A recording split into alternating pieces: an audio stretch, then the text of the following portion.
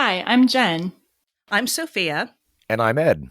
and you're listening to Every Rom Com, the podcast where we have fun taking romantic comedies seriously. This week on Every Rom Com, we're continuing the wedding series with a trip to a society wedding. We'll discuss the public fascination with the personal lives of the rich and famous. And we'll look into the careers of Katherine Hepburn, Cary Grant, and Jimmy Stewart as we discuss the 1940 classic, The Philadelphia Story.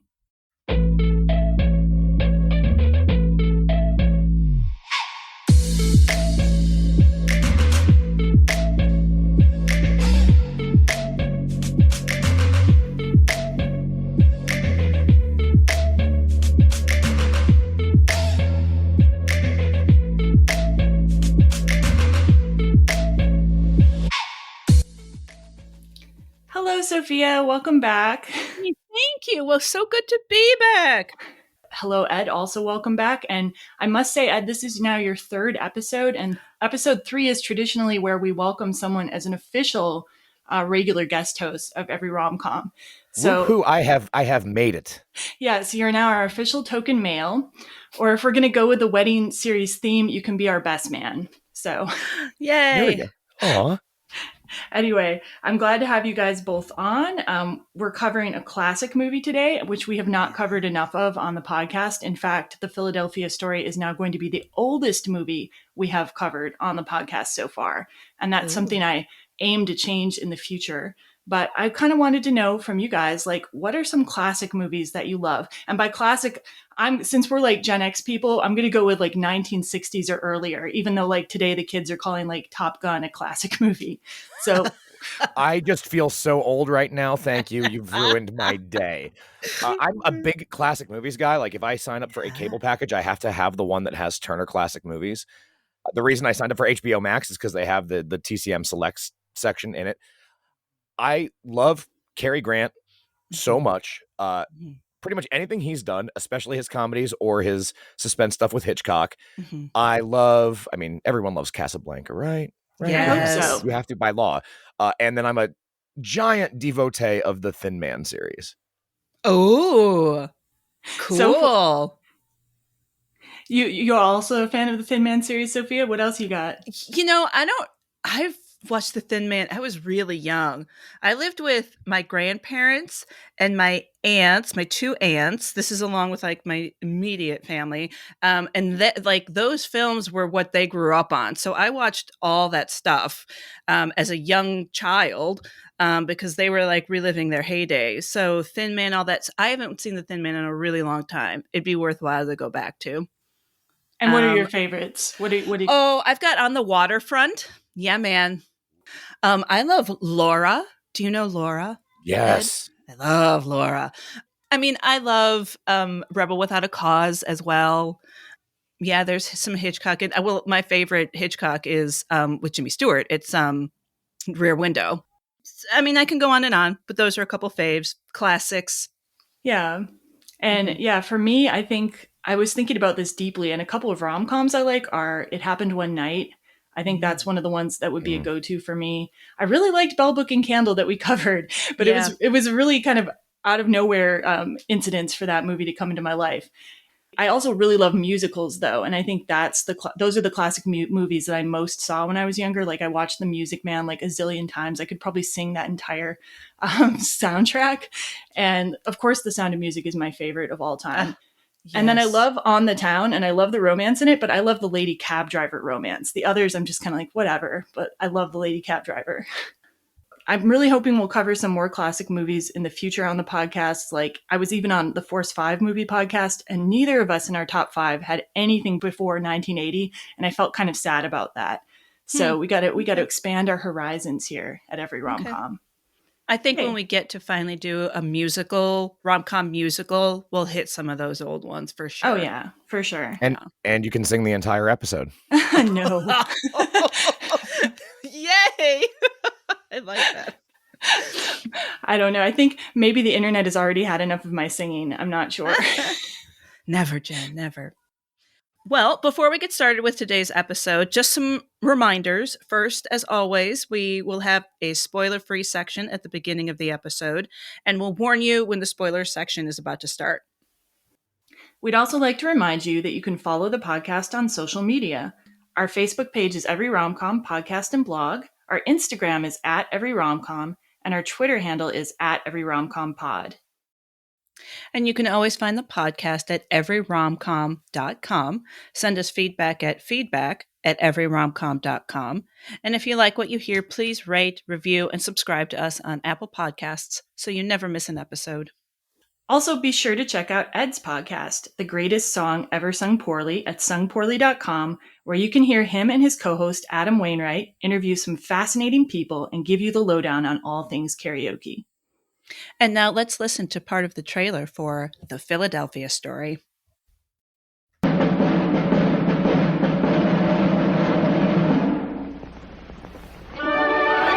No, you're slipping, Red. I used to be afraid of that look. The withering glance of the goddess. I didn't think that alcohol would do... Oh, shut up. Dinah, stay here. Oh, please, Mother. Maybe he's going to soccer again. It's what everybody feels about you.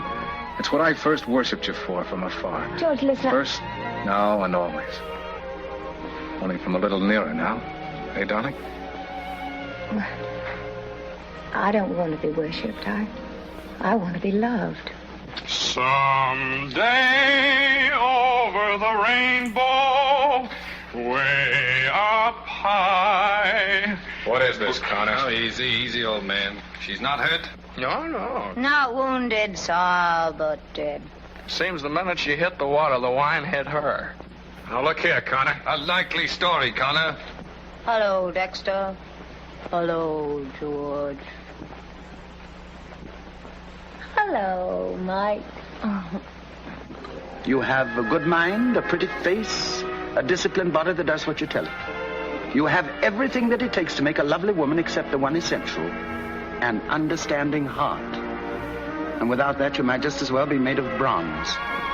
And the night that you got drunk on champagne and climbed out on the roof and stood there naked with your arms out to the moon, wailing like a banshee. I told you I never had the slightest recollection of doing any such thing.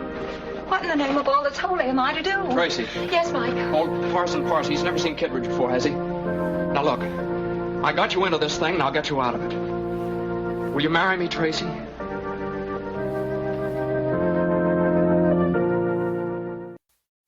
So, The Philadelphia Story, 1940, directed by George Cukor, written by Donald Ogden Stewart, based on the play by Philip Barry, with contributing writer Waldo Salt.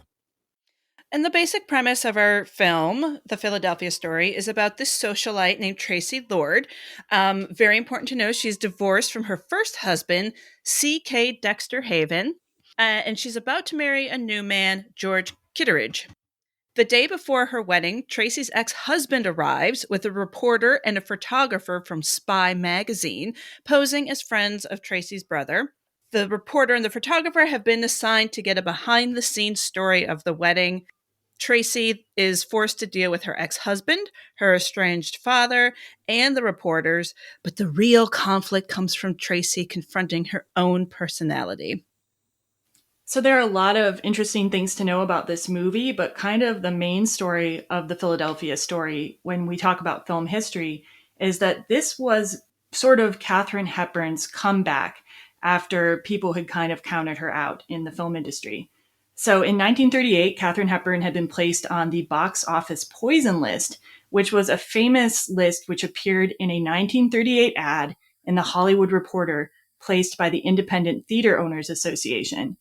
And the ad had a number of other actors on it who they felt were being paid inflated salaries and losing the movie theaters money, according to them.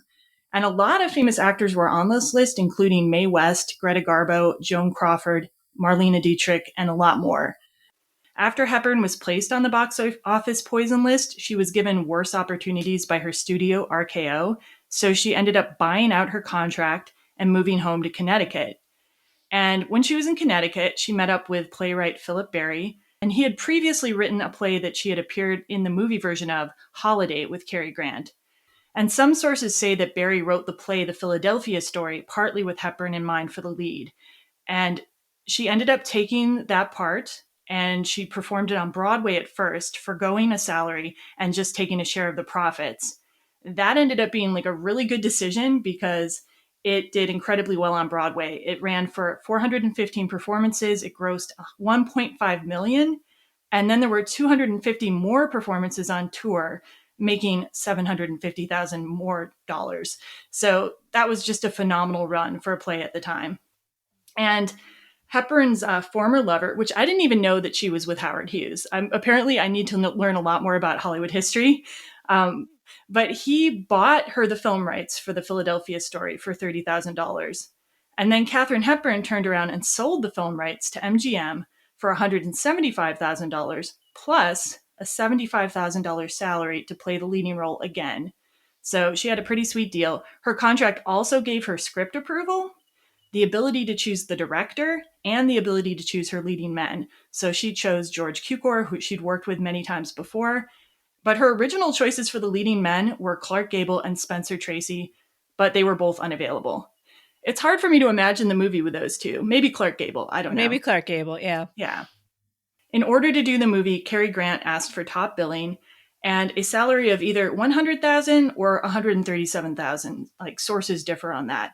But he ended up giving his salary to the British War Relief because, of course, Europe was already involved in World War II at the time. And the movie was made for a budget of about $900,000 and made a little over $3 million. So also very successful. And that ended up erasing Katherine Hepburn's reputation as box office poison. So hence a comeback.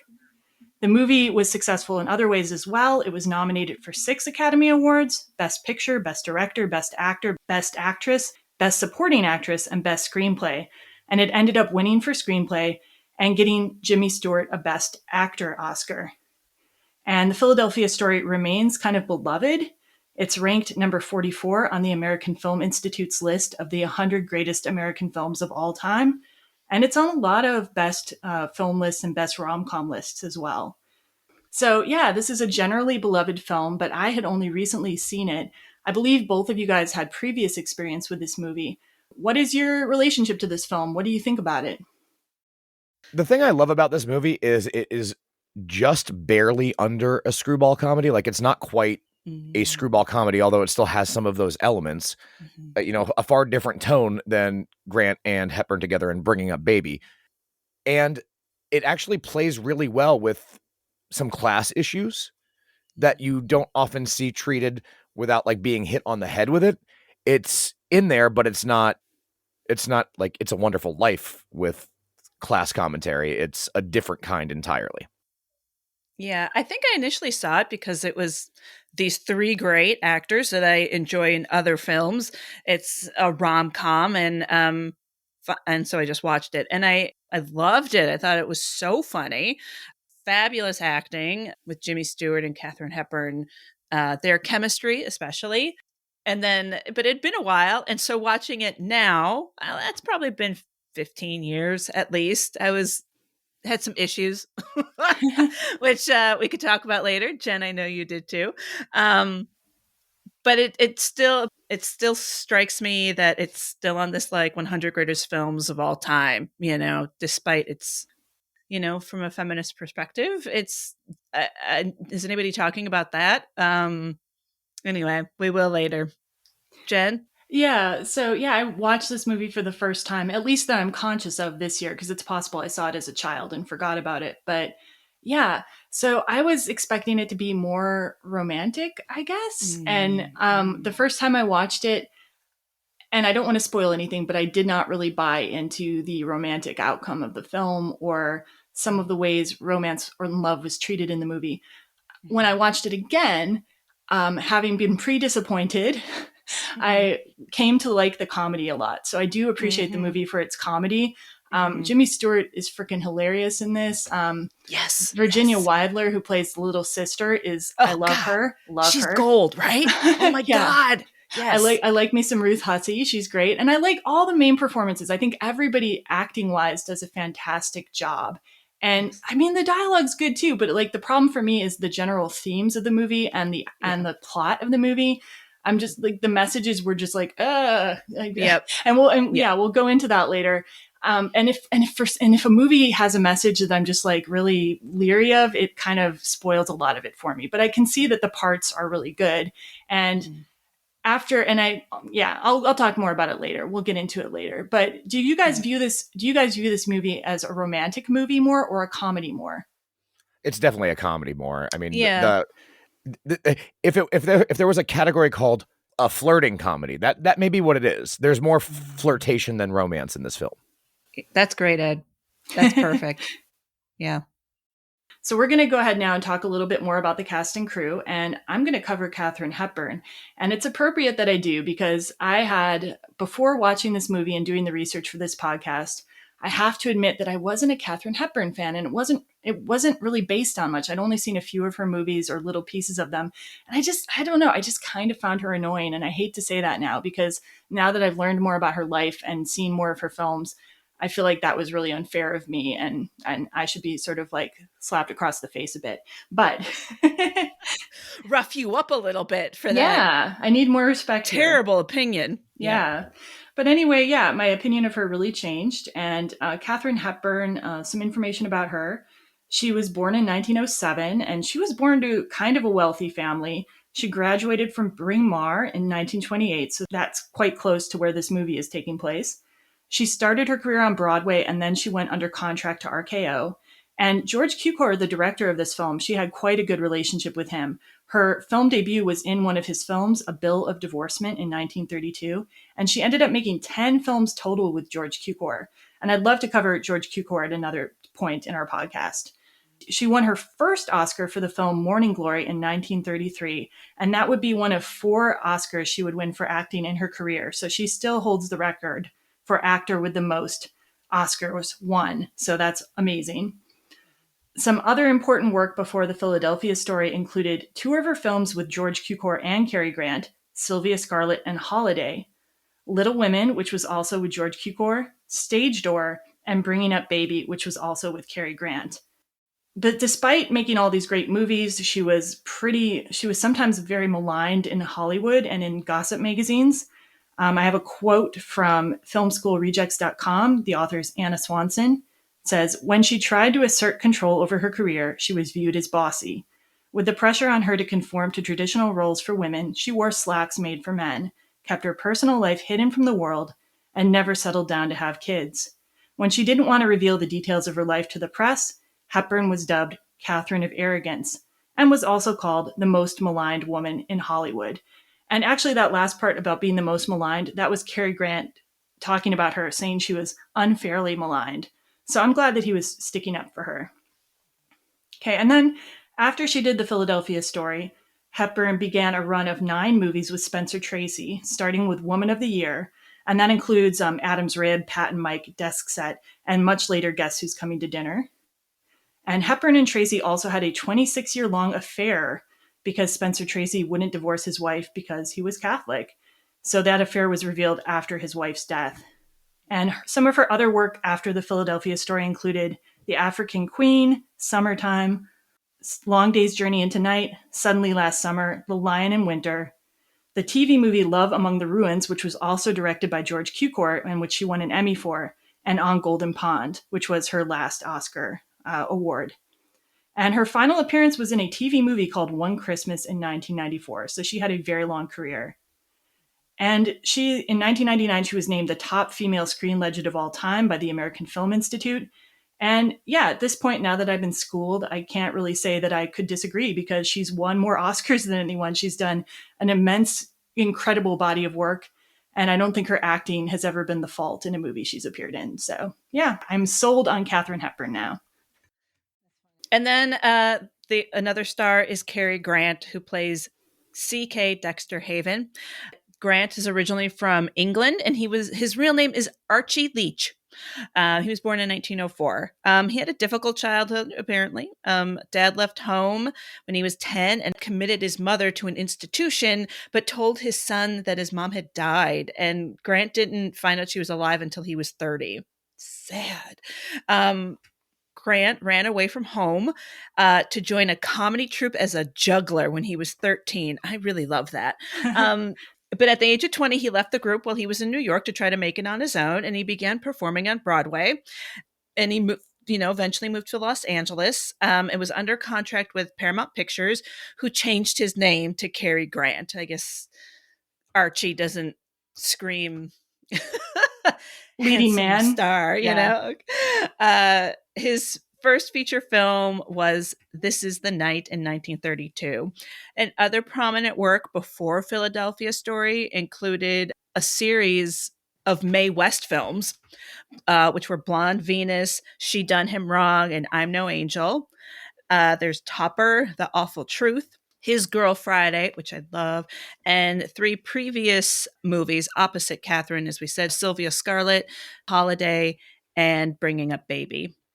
After the Philadelphia Story, much of his best-known work is with Alfred Hitchcock. He was in Suspicion, Notorious, To Catch a Thief, and North by Northwest.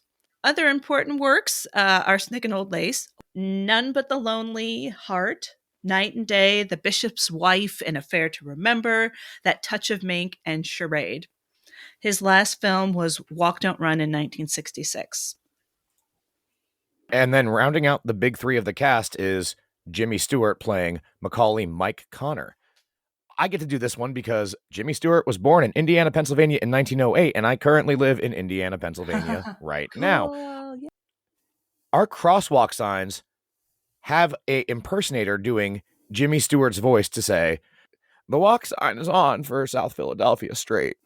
And this is the only town where a Jimmy Stewart impression goes over with people under the age of 50. I suppose. Darn it.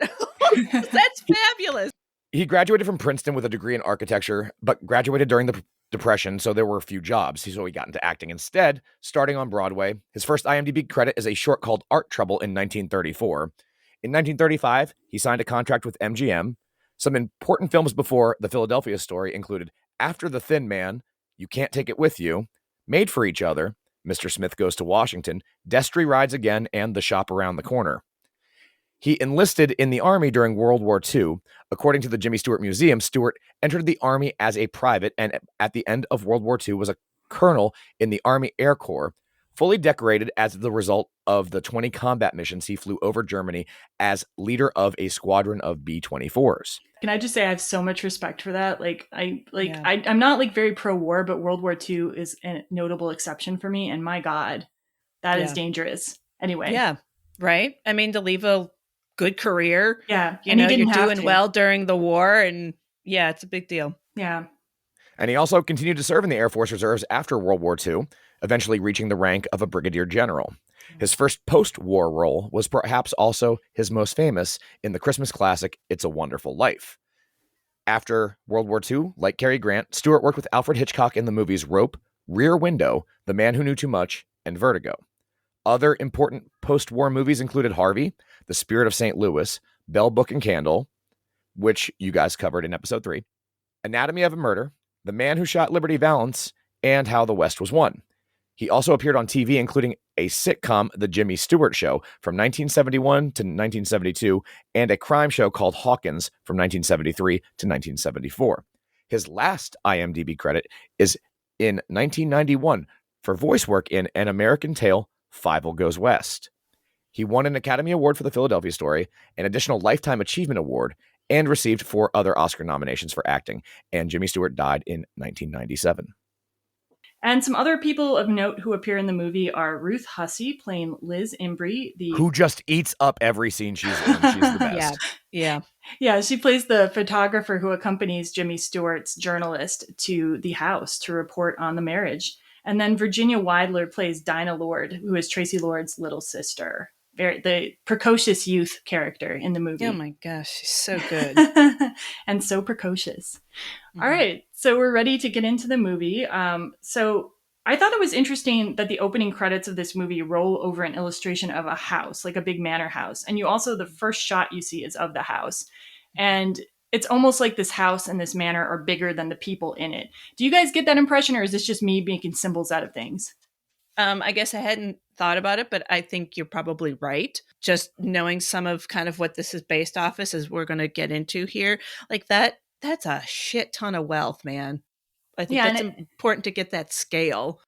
Yeah, it probably goes into the class stuff that we can talk about a little bit later too. So I just wanted to put in really quick though that this house that in the Philadelphia story may have been based partly on the one that inspired Philip Barry when writing the original play. And that house is called Ardrossan and was home to the Scott family and Hope Helen Montgomery Scott, who is widely believed to be the inspiration for Tracy Lord. And she was a friend of the playwright. And yeah, the original play, The Philadelphia Story, was dedicated to Hope and Edgar Scott. And Ardrossan is still around today, although most of the estate has been sold off. It was built in 1911 and it had 50 rooms, marble staircases, and a ballroom. And it sat on 850 acres with a stable, a dairy, a swimming pool, although I think a little bit different than the one in the movie, and a number of outbuildings where like members of the extended family were like living at the time. So it was quite wealthy. And it's located in an area of Pennsylvania called the Main Line, which is about 17 different towns west of Philadelphia, which were connected by a railroad built in the 1830s. And mainline society, what I read about it, it was said to be kind of modeled after English aristocratic lifestyle. So who your family was important. Old money was important. And so that kind of plays into some of the themes that we're going to see in this story. I just thought it was important to situate that. And if you want to learn more about Ardrossan or see pictures of it, I will include links in the show notes where you can check out the original house. So the opening scene is actually a flashback scene. It's told without dialogue. We see CK Dexter Haven storming out of the house with his golf clubs, and his possessions are by the side of the house. And then, he throws his things in the car, and then out comes Tracy, and she's got his little pipe stand, and she just drops it. And she has the golf clubs, and then she breaks one over her knee, and she walks away from him, turns her back on him, and then he comes back up to her and taps her on the shoulder, and she turns around and he makes like he's gonna hit her, like he's got a fist. Instead, he takes his hand over her face and pushes her down and then storms off. And then we cut to her, rubbing her neck. Both of their expressions are kind of like, they're not fiery, ragey. They're kind of like, you're going to get it. And she, he pushes her down and by the face. And then she looks at him, rubbing her neck like, that guy of mine, or, good riddance, you. And so kind of playfully. And then it fades and it says 2 years later. So this was my introduction to this film, right? That I'd heard called a romantic comedy. And I'm seeing it for the first time, in 2022 at 45 years old. And I'm like, what? Right. I mean, that's your opening to a rom-com. What the hell? I'm already attuned and I'm used to like looking at older films and kind of being like, okay, like that was a different time. These were different norms, but it was still a little bit like, whoa, like what's going on here? Casual domestic violence time, but I don't know. But we all grew up watching stuff like this. It's interesting. Does it still work for you guys? Like in some way, cause you saw it when you were younger. So maybe like you just like have a attachment to, you know what I mean? And I wouldn't judge you if you did. I mean, I probably didn't think of it when I was a kid, younger, because, like everything was violent,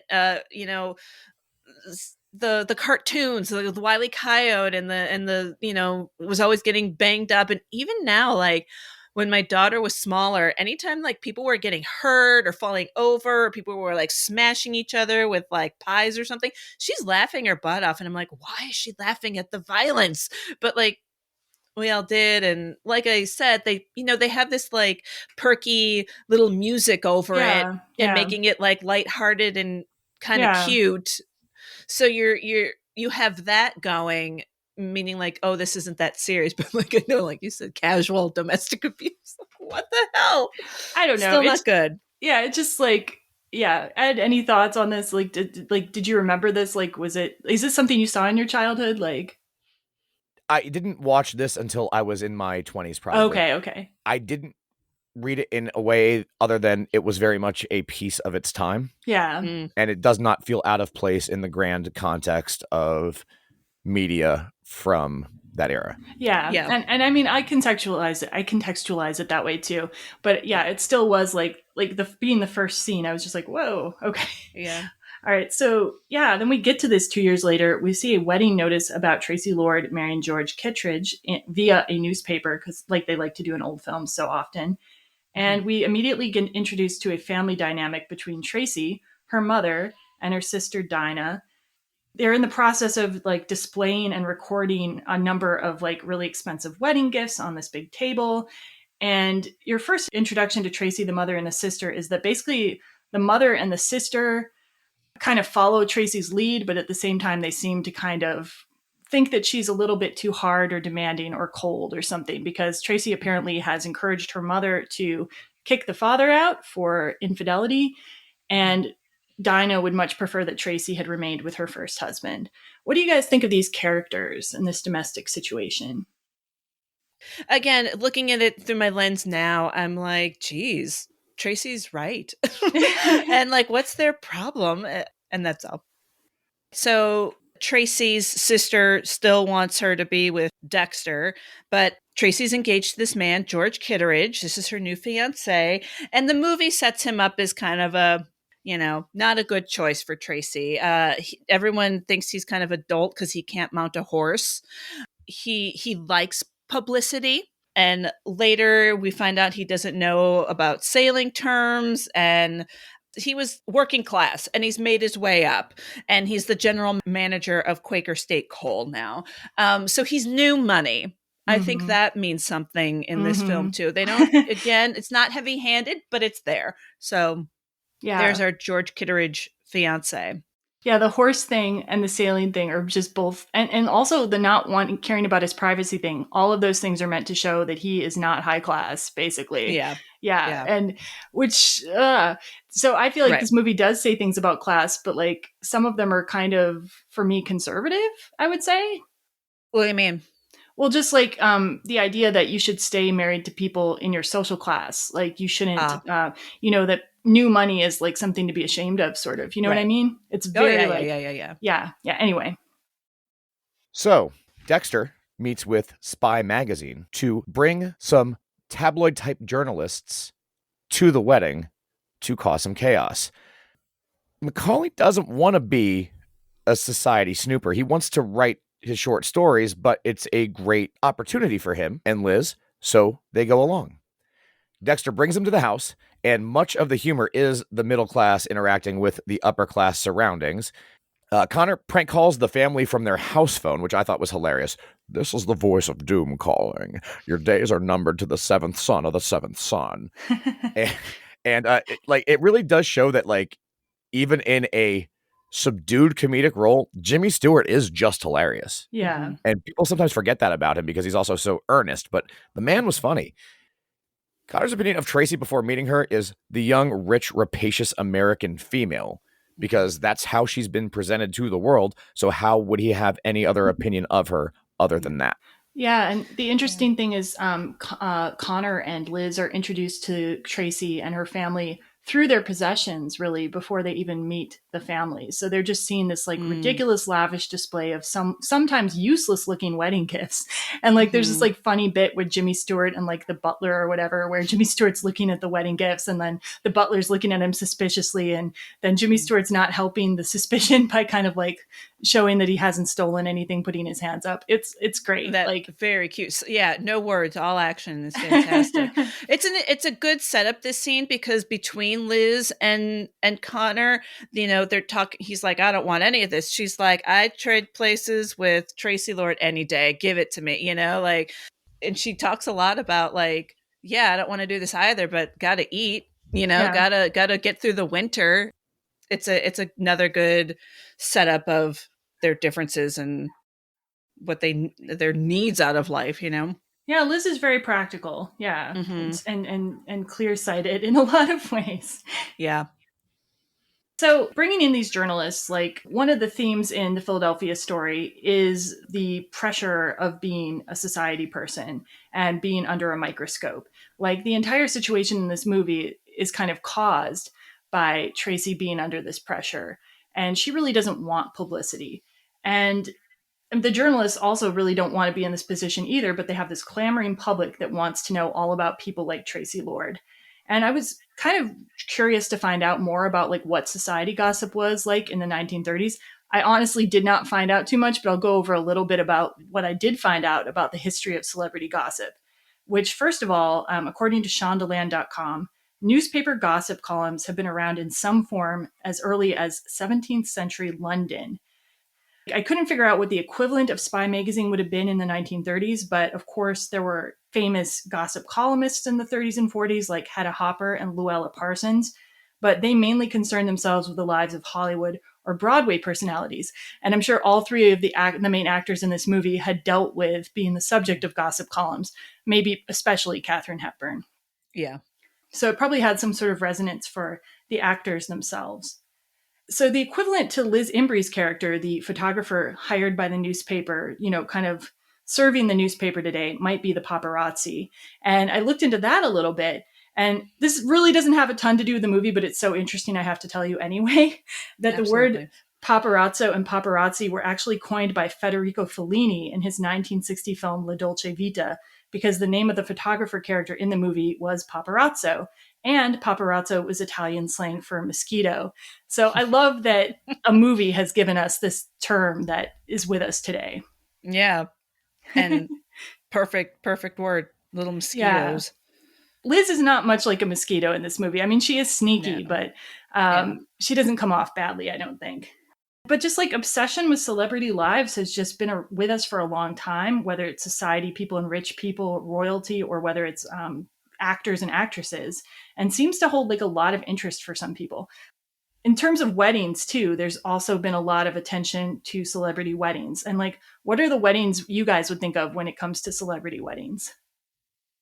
I mean, the first one that comes to mind is Princess Diana and Prince Charles' wedding. Yeah. Yeah. And then the subsequent ones, like I was at work and we were all like with my boss and everything, like online watching snippets of that. Nobody was working. Everyone was looking at which one? Prince, the one who's going to be king. What's his name? I don't know. William, William and Kate, their wedding. And I totally watched Harry and Meghan's wedding. Yeah, I watched that shit. I did that. I am the exact opposite. Like, I have no interest in a celebrity wedding. I won't watch it. I'll barely even read about it. I'll read the headline. And I'm like, oh, that's enough. They're married. Cool.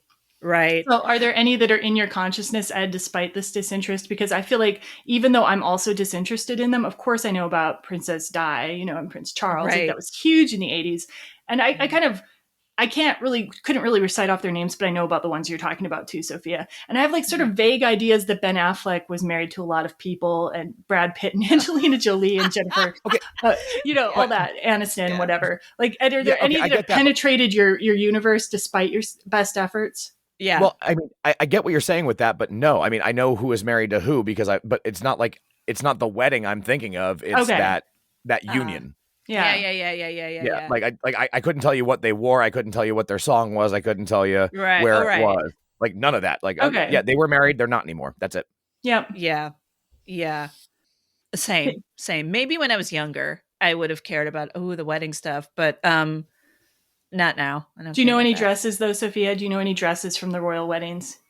The royal weddings? I mean, I appreciated Kate's dress because they talk about like the lace that was made, and I love that shit. You know what I mean? Like, as far as like costume and embroidery and history and like the sweet little flowers that were put in, they all mean something. And I mean, that's like my art. I love that kind of thing.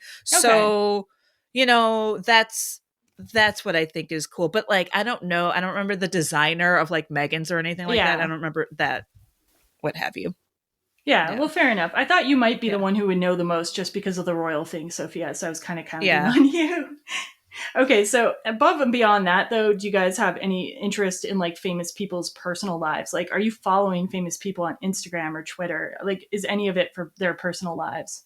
I follow the funny ones. Like, it's not any personal life thing. Like, if somebody's regularly posting something funny, I'm like, I need that little dopamine hit. I will follow them. Mm-hmm. Yeah, I follow Amy Sedaris because her shit's funny. Like, she just puts funny stuff up. So great. Like, there you go. So no gossip interest from either of you on that level? No gossip. No. Okay, I will cop to following Chris Evans because he constantly posts pictures of himself looking hot with his dog. So, okay. I appreciate that. That's good stuff. I admit that. Yes. I guess I'm interested in Chris Evans' relationship with his dog. How about that? That's fair. That's and good. I will also admit, okay, I'm the one admitting all the embarrassing things here now, guys. Like, I'll admit that after the last season of UK Love Island, I did follow the accounts of the couple who won that season because I liked them and I want to see if they stay together. Okay, so that's the extent of my guilty pleasure celebrity following. I think that's fantastic. Well, I followed the recent news, totally guilty of like celebrity, divorces and that kind of stuff. I don't know if I want to like date our podcast. I don't have Johnny any idea. Depp Oh, and Amber okay. Heard stuff. Yeah. I mean, and the whole time I was watching, I'm like, this is just ridiculous. But like, I was aware. Yeah. And so why do you think you followed that or cared about it or paid attention to it? There was a bit of a mindlessness to it. There's a freaking war going on. There's like a, trial for insurrection on January 6th going on. And it was kind of a way to be like, I don't know, watch someone else's slightly lame drama. Escapism, essentially? Like a little bit. Possible reason is because it's such a different life. Mm. You know what I mean? People like socialites who like aren't really doing anything, but that they're just crazy wealthy. Like that's kind of mysterious. Yeah. And and there might also be an aspect of like coveting that lifestyle, I think, too, perhaps. So Ed, do you like have any theories yourself of why people are interested in celebrities despite your disinterest? I think it's people like successful, funny, attractive people. It's something to focus on. It's a diversion from everything in your day to day.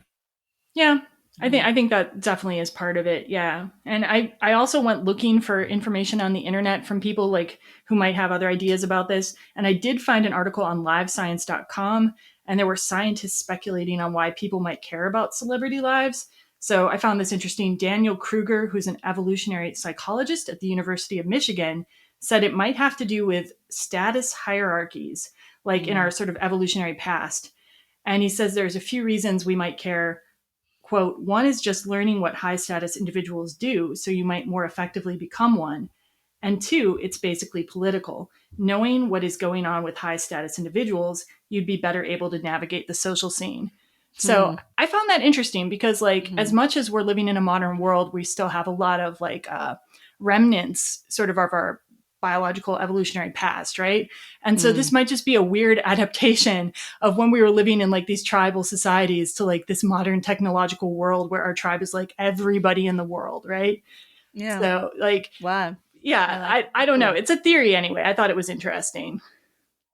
Anyway, everyone is apparently interested enough in Tracy Lord that they have sent this photographer and this journalist undercover to observe her. And now we're going to see what happens with that. And Tracy immediately sees through the ruse. She doesn't trust Dexter at all. She doesn't trust Connor or Liz at all. And it turns out that Dexter invited them to prevent the magazine from running a story on Tracy's father, who's been shacking up with a dancer. And it's at this point that Dexter alludes to Tracy's attitude toward him, quote, the withering glance of the goddess. So it's the first from other people besides her family, I think, that we kind of start to see, especially how the men view her as like this goddess and this untouchable deity, I guess. It seems that Tracy's sister and mother both really love Dexter. And at one point, like, Tracy and Dinah leave, and the mother is like, oh dear, what now? And the way that Dexter kind of comes up to her, like for a second there I was like, do they have a little thing going on? Like, I don't know, the way that she's like looking up at him like, only you can save us, Dexter. I was like, okay. I don't know, did you see that? Did you kind of feel a little creepy? It didn't feel creepy to me, but it definitely felt like one of those people that becomes part of your family, and like whether or not you want them there, they're always going to be part of your family. Yeah, I just was like, I felt sorry for Tracy here because like she's getting married to somebody else the next day, and her family is like bringing in her ex and being like, oh yeah, come hang out with us. And right. And it's like, you know, I'm actually friends with like all my exes, like, or I want to be anyway. And like, but I can understand if you didn't want to be, and then your family's like bringing somebody in, you're like, what is going on here? And why is my family not being loyal to me, but rather Yeah. being loyal to this other person. Yeah. I pretty much sympathize with Tracy through the majority of this movie. I don't know. Especially this part, because like, doesn't Dinah say something like, "Do you think he'll soccer again?" I Like, are know. we like we're happy about that? Like, what are you doing? Yeah. Yes. Weird. Anyway, so Tracy is seen through this ruse on the part of like Dexter and these journalists. So she decides that she's going to have a little fun, and she and Dinah are going to like put on an act for the journalists. Like before this scene, we've seen them kind of wearing like casual clothes, like even pants, and just like hanging out and being kind of normal people. But they're going to like give these journalists the impression of what the upper classes are like, sort of an exaggerated version. And I've got a clip of that, which I think this is one of the funniest parts of the movie for me. How do you do? Friends with my brother Junius, are you not? No, I am Dinah Lord. My real name is Diana, but my sister changed it. I'm Elizabeth Imbrie. This is Macaulay Connor. Oh, chantez de vous voir. Oh, chantez de faire votre connaissance.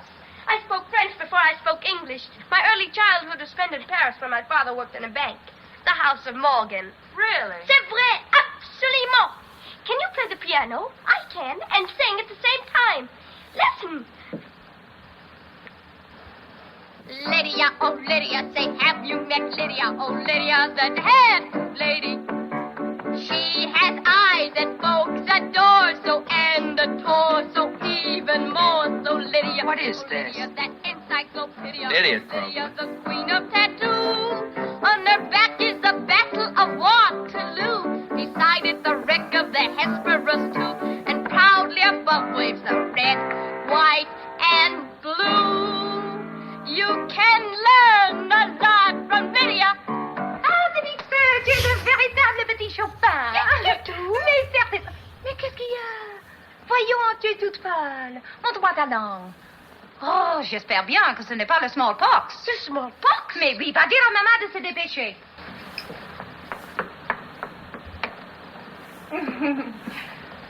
Oh, how do you do? I'm Tracy Lord. It's so nice having you here. Fantastic. It is the best part.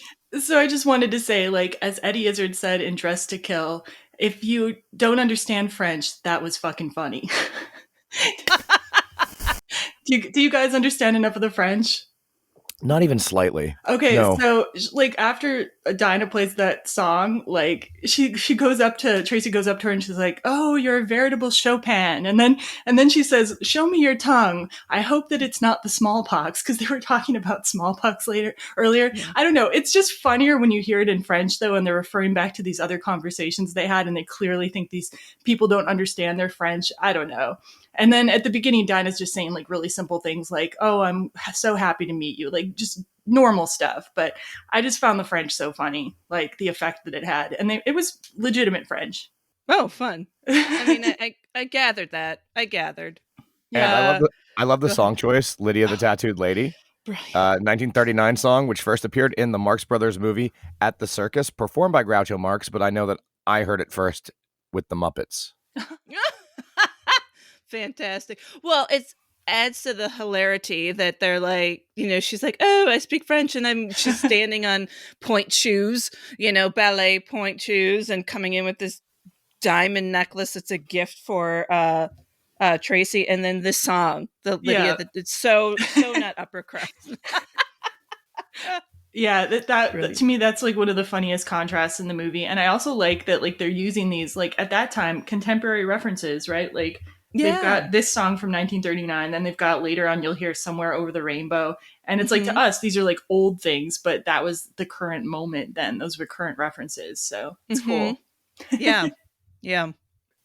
And then when Tracy comes in, she sends Dinah out, it could be the smallpox. And then Tracy starts to interrogate the reporters. It's very funny. Even Connor is like, who's interviewing who here?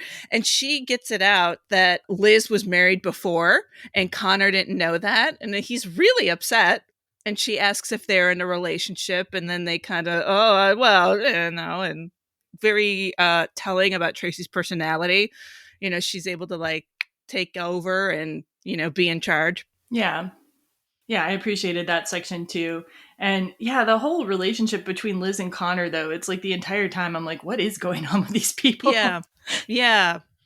And also, I guess it's interesting too that like Liz is also somebody who was married before and I presume divorced as well. So you've got two women who have been divorced in the same movie now, which must have been a little strange in like 1940 because it wasn't that common. The divorce rate was very low at that time.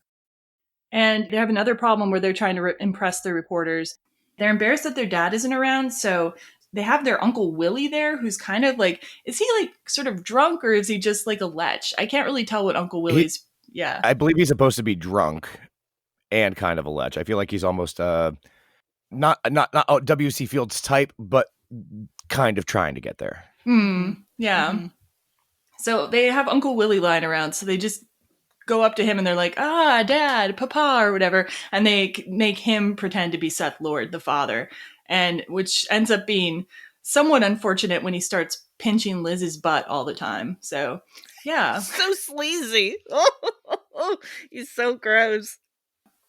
So the thing that when I was talking about why this movie kind of bothered me, like the theme and the story, is that I felt like if there's a problem in this movie, if there's like sort of a theme in it, it's that Tracy's personality is kind of the problem of the film. Like usually in a story like this, that somebody has to overcome something. And to me, it seems like the message we're supposed to get is that Tracy has to overcome basically who she is.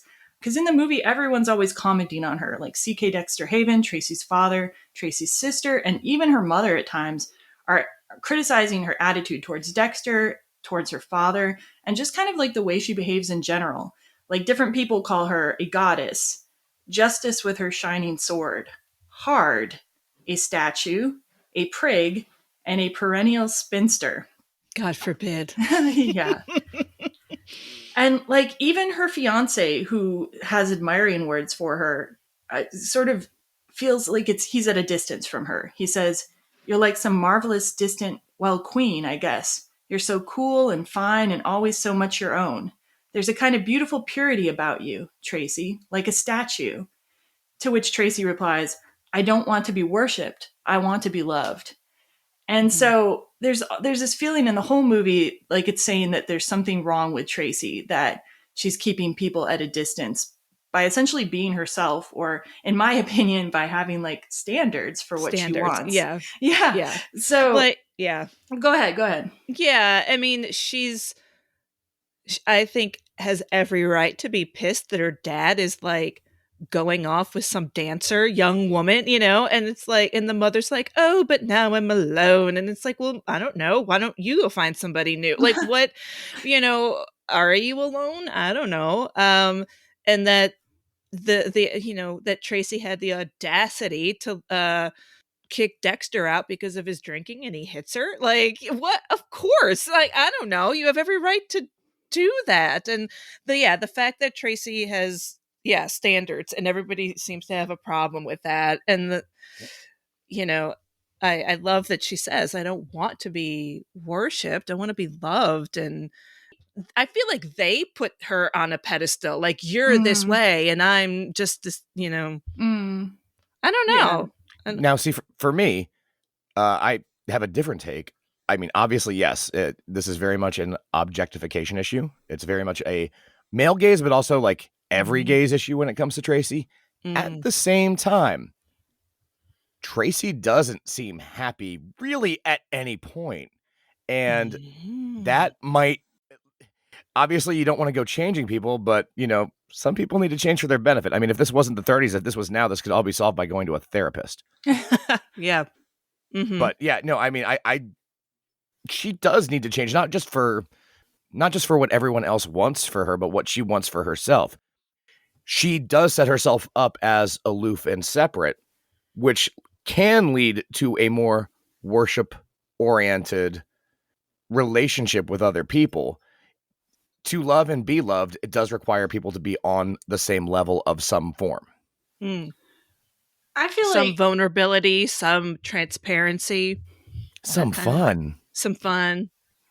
I feel like though, okay, and this is probably my personal baggage, but like people definitely when I was younger, some people found me to be aloof. or they found me to be sort of like Tracy-like and unapproachable. And I'm sure they probably didn't think I was fun, but like, it was because people ahead of time would criticize me for being smart or giving answers in class, or for like having these kind of like traits that were kind of like that they maybe envied or felt bad about that they didn't have in themselves. And I was like perfectly willing to be like friends with people and like be open with people until they started making fun of me. And then I was just like closed up. And it wasn't until much later in my life that I was able to like have open, it's a different meaning here, to have like to have more vulnerability with people, because finally I met people who hadn't immediately pre-perceived me as like a nerd or somebody who was above them, but people who just saw me as like another worker at the movie theater, or just, you know, the girl who likes ABBA, or so, I don't know, like just like things that had nothing to do with my schooling. And so I can totally understand if you're in an environment where people are criticizing you for maybe being independent like Tracy is, outspoken like she is, which were not popular things for a woman to be at the time, like how you would shut off from people at a certain point, because it would be like you would have to sacrifice yourself to be, or you'd have to put yourself on a level that you weren't on. You know, it's like, I feel like, and later we can talk about this, because I do feel like there's one man in the movie who sees Tracy for who she is, like, yeah. And I think even before she, you know, is drinking or before she's letting loose in any way, he sees her for who she is. And like, yeah, I mean, okay, yeah, well, it's not a spoiler. It's Connor. Connor eventually sees her for who she is, and she doesn't need to drink first for him to do that. He already perceives it in her. It seems like a false dichotomy here to me, that like she either has to be cold and worshipped, or she has to like be a different person to be loved. I feel like she just has to meet somebody who sees her, like who for who she is, and who isn't threatened by her, honestly. Exactly. Right. She has an opinion, and she has intelligence.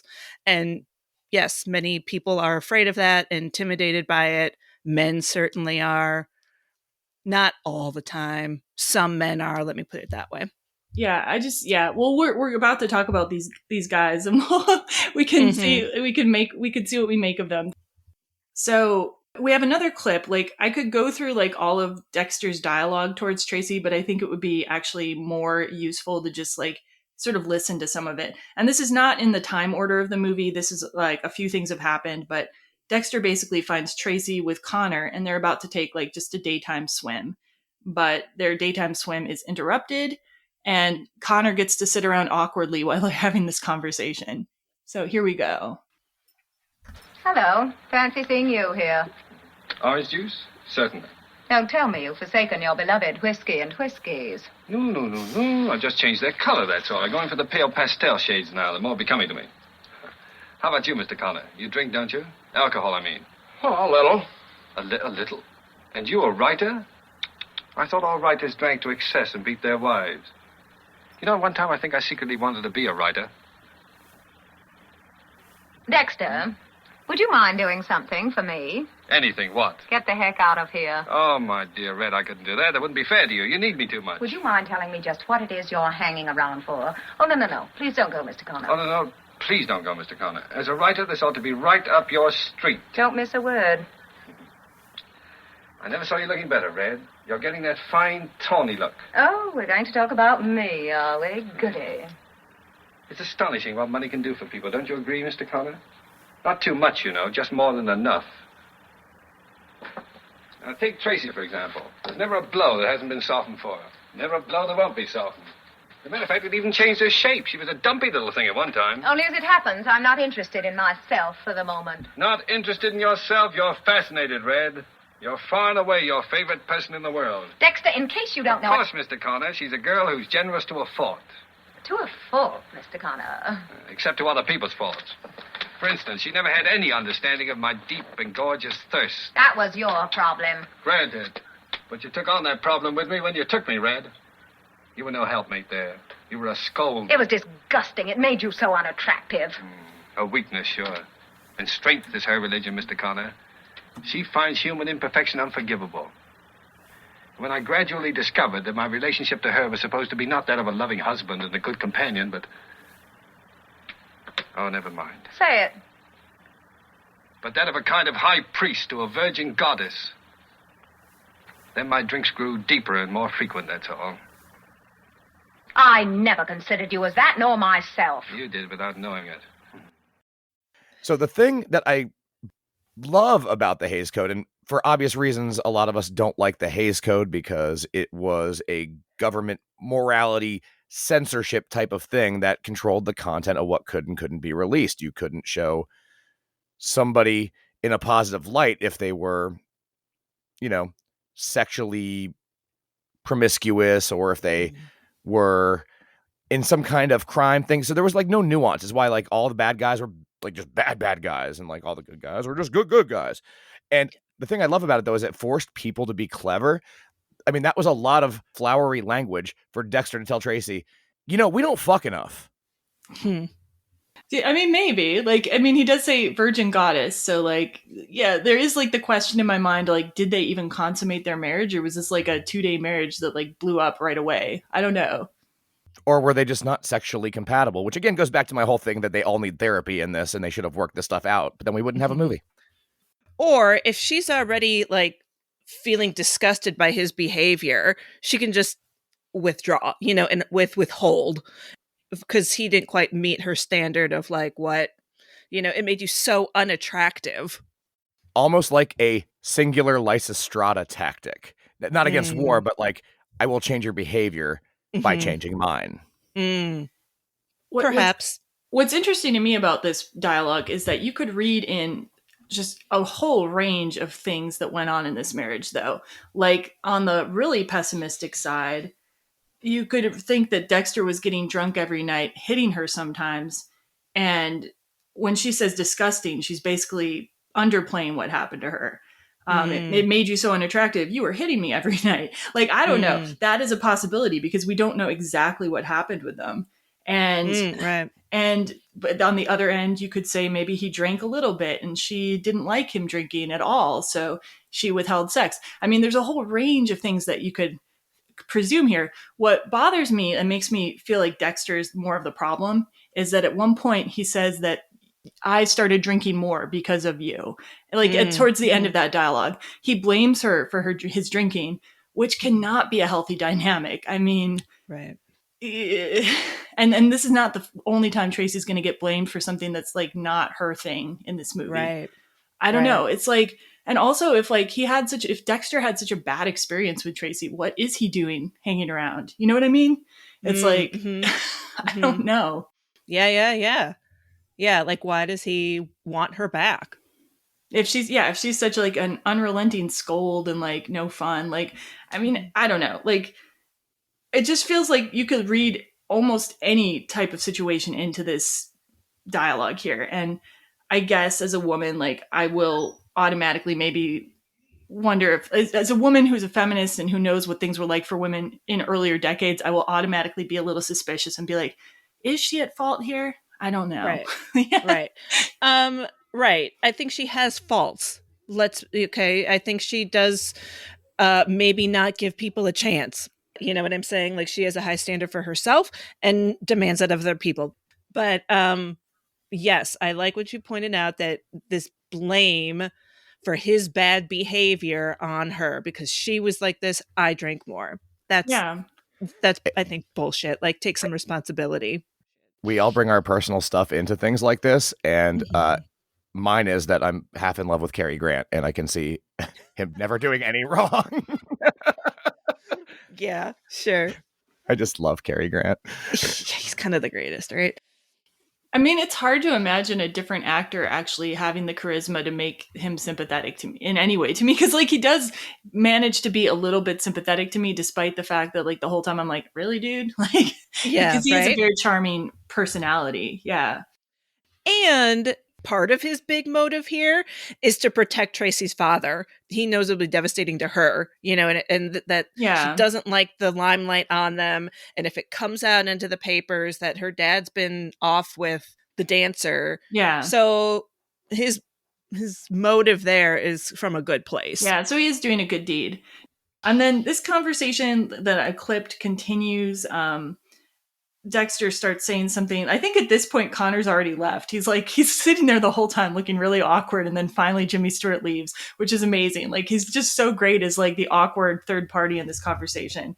And I think Connor's left by this time. And Dexter says the goddess type has a certain appeal.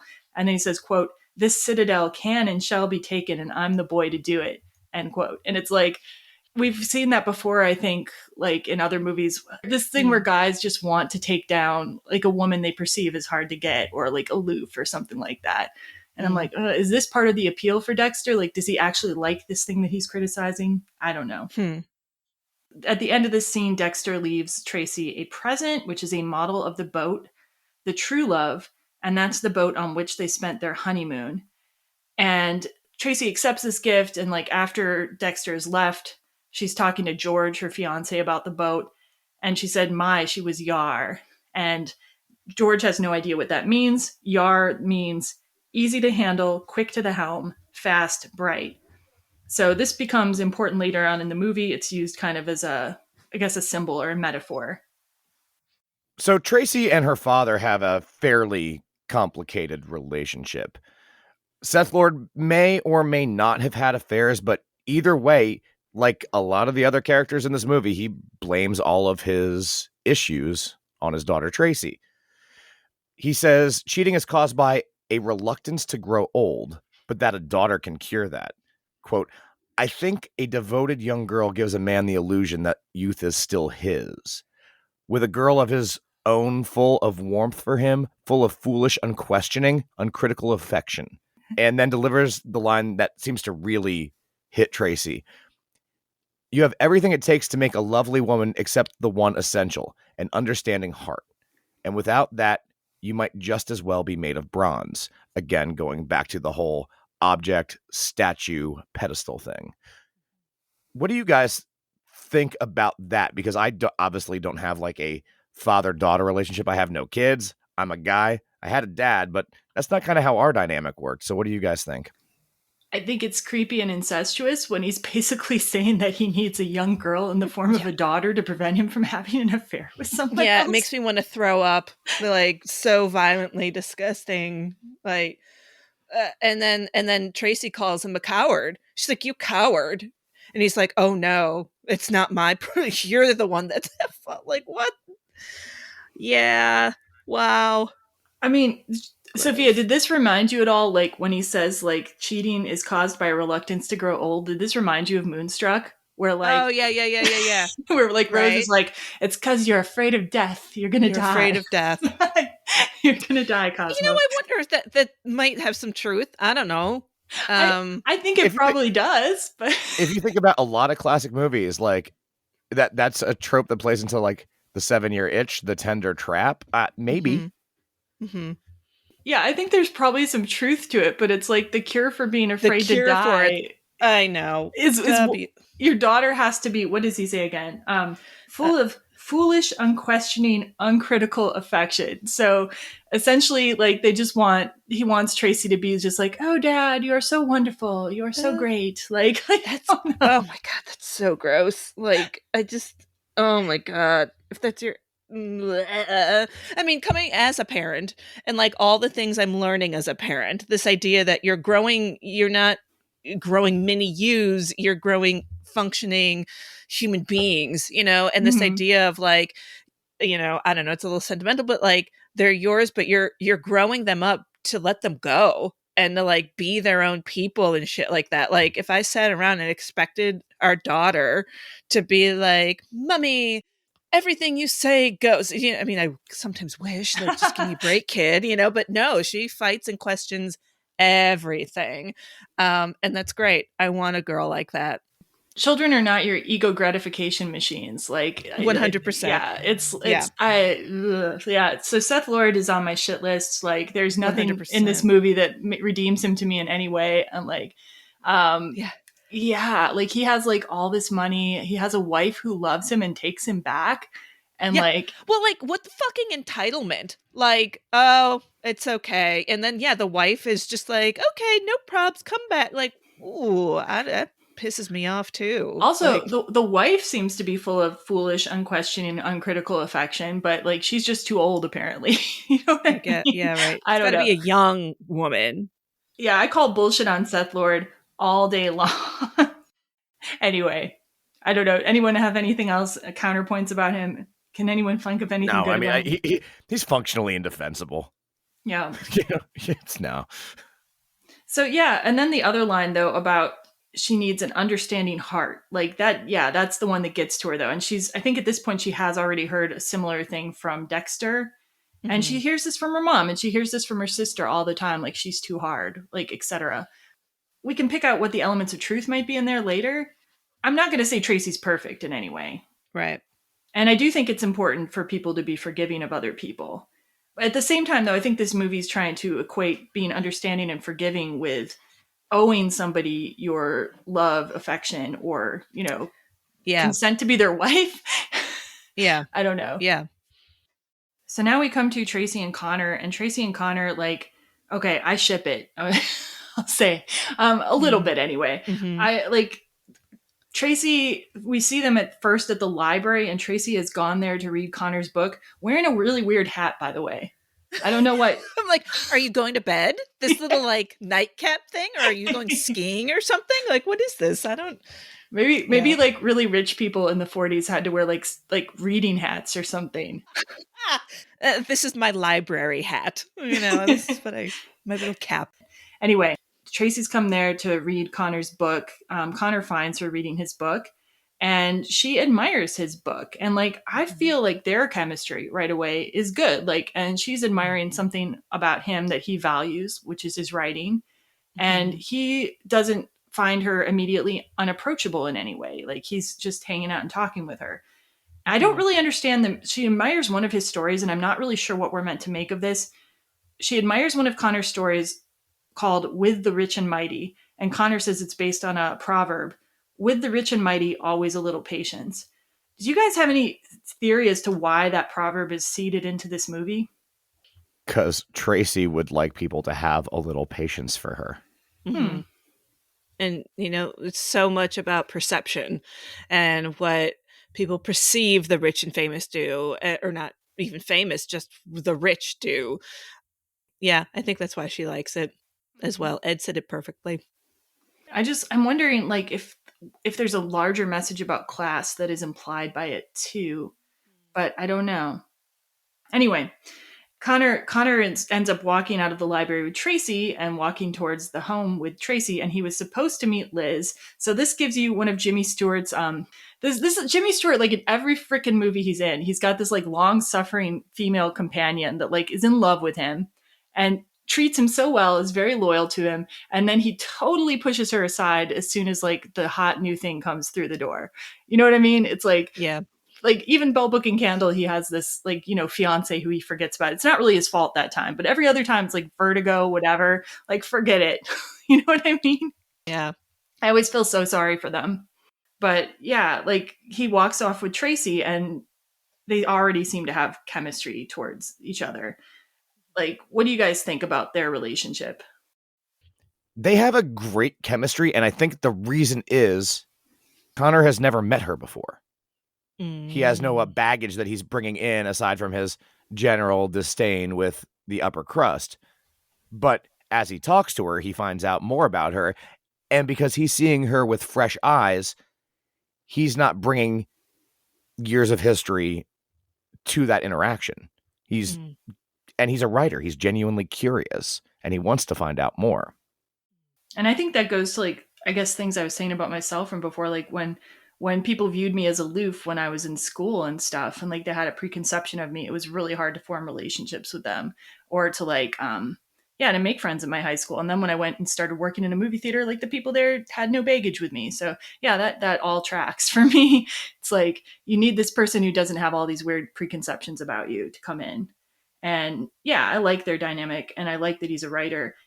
Interestingly, like I think a lot of times writers are also the self-insert characters of the people writing things. So I wonder if this is Philip Berry's persona in a way, the screenplay, the playwright. I mean, that's a theory I have. I think a lot of times the writer in a story is the person who's writing it in some way. And I wonder, I'm going to be cynical here. She compliments his work. Mhm. Like, what if she was reading and be like, this is drivel? I mean, would he be as yeah. would he let his guard down? You know what I mean? Or would it just feed into his preconceived idea of this, upper class female American or something like that, whatever he says early in the film? Well, I mean, So- nobody wants to be told their writing is bad. So, and that's just bad. That would be bad form anyway. That would be impolite to like just go up to somebody and be like, your writing is drivel. So, Well, I mean, this is Tracy. She would, don't you think she'd tell him straight out, be like, no, sir, you know. I don't know. I think she has probably better social graces than that, at least. But yeah, I don't know. She ends up liking his writing so much, though, that she offers him a house to work in. Like, she's just got spare houses hanging around. And he doesn't want that because he doesn't want a patron. Me, I'd be like, I'll take the house. They go, then they're going to go swimming, which never happens. I'm really sad about that. I'm sad that we don't get to see Tracy and Connor swimming and it gets interrupted by Dexter. Like, what kind of beautiful relationship could have happened without that? I don't know. But we do get to see them in like these robes, which I don't know. It weirdly, by wearing those robes that cover up everything, it actually suggests more to me for some reason. Like, I'm like, could they be naked under those robes? Did that have the effect on you guys too, or is that just me? No, it did. Well, what I thought about Tracy's robe in particular is that she looks like a statue in it, right? Like some kind of robed statue goddess. 100%. That's good. So, yeah. Thank you. Because she's in it with that argument with her father, or with Dexter. Then she's swimming and she's in her swimsuit with George. Then the thing is back on when her dad is criticizing her and calling her, cold-hearted and blah blah blah. Yeah, that had to be intentional. Good call. Thanks. Yeah. You noticed the costuming. You're very good at that. Thanks, I try. I mean, I enjoy it, so. Yeah. So, yes. I had no reaction to the robes whatsoever. It never occurred to me what might be under them. Well, there you are. That's how my mind operates, apparently. So. Anyway, let's see. So they don't get to go swimming, and after Tracy has confrontations with Dexter and then her father, Tracy has now been driven to drink. She could even go and blame her father and Dexter for her drinking problem if she wanted to. That's right. That's right, damn it. Look at what they did to her. They drove her to like 4 glasses of champagne. But no, we have Tracy start drinking, like, because she is so dispirited by this entire situation, and this ends up leading to some interesting scenes with Connor, both at her pre-wedding party and afterwards. But because I want to like keep those scenes for people who've seen the movie, we are now going to begin the spoiler section. So if you want to see the Philadelphia story unspoiled, please bow out now and come back when you've seen it. All right. So we have now gotten to the big party that everyone's getting ready for. And Connor and Tracy start dancing, and they're fun and cute and flirty together. And they keep drinking. They get progressively more drunk. And George wants to, it's time to get going. He wants to scuttle her, Tracy, out of there. And she's like, oh no, let's keep having fun and let's keep dancing. Isn't it like 4 a.m. at this point too when George wants to leave though? And they're like getting married the next day? I mean, I guess it's how the super rich do it. I know, 4 a.m. My goodness. I'm like, I don't really like dig the character of George that much, but I'm thinking like, yeah, if it's 4 a.m. the night before you're getting married, like, maybe George is on to something there. I don't know. It doesn't look like anybody's going home. It looks like it's just, just change your clothes at like 9 and then go on to the next party, I guess. So at some point, I don't know, I forgot how this transitions, but Connor gets a lift to C.K. Dexter Haven's house. And he just shows up drunk with more champagne. And it's a hilarious scene with Jimmy Stewart being drunk where it's fairly improvised. Jimmy Stewart has his character Connor hiccup. And Cary Grant didn't know that Jimmy Stewart was going to hiccup, and he's trying to keep a straight face. He kind of looks down and smiles a little bit, and is trying not to laugh. And he says, like, excuse me. And then Cary Grant says, excuse me. Yeah, once brilliant. you know that's improvised and you watch it again, it's so funny watching them try not to crack up. It's like they're just like admiring each other's humor at that point, like as actors. Like there's this like, micro moment where you can see that. Yeah, it was funny.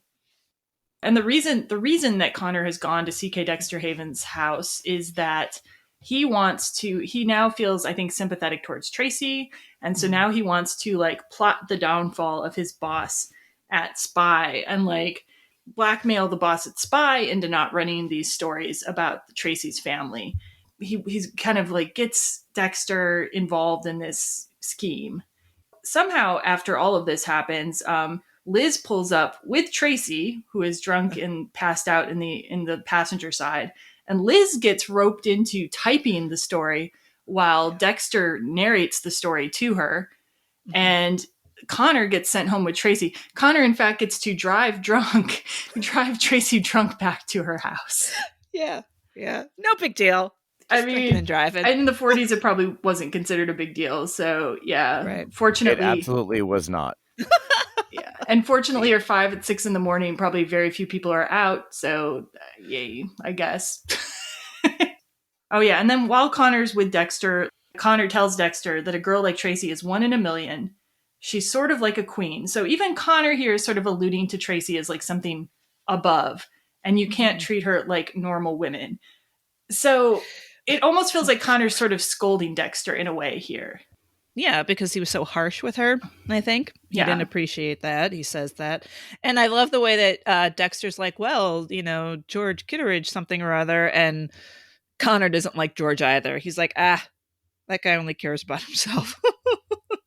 Nobody likes George. While we're talking about George for a minute, isn't he really much like in a Ralph Bellamy role in this? Doesn't it feel that way? I do not understand that reference well enough, so please tell us more. Yeah. Ralph Bellamy in a lot of these earlier romantic comedies and whatnot, he was always the other guy, the one that's a little boring, a little staid, not as charismatic as the main lead. And he's the guy who eventually gets tossed to the side. And George George isn't great, but I also like do kind of feel bad for him in all of this. Yeah. I mean, yeah, I feel bad for him as well. Like he was getting married. He was excited about it. I mean, on one hand, I think we're shown traits of George that show that maybe his interest in Tracy isn't purely like a love match. Like he's like at the end, like, because we're in the spoiler section, I can say this, like at the end, he's going to dump her. Then he finds out the society pages are covering things, and then he's in again. It's like, let's have bygones be bygones. Now, the one thing I'll argue is not all marriages are based on love. Sure. And that's, valid for some people as well. But I just feel less sorry for him if he's not like really actually in love with Tracy getting dumped. You know what I mean? It's like, well, I don't think you're going to be heartbroken for too long. You're probably going to find some other wealthy or well-to-do society person to get married to, and you'll be fine. It's not like George is like sitting there pining for Tracy, probably.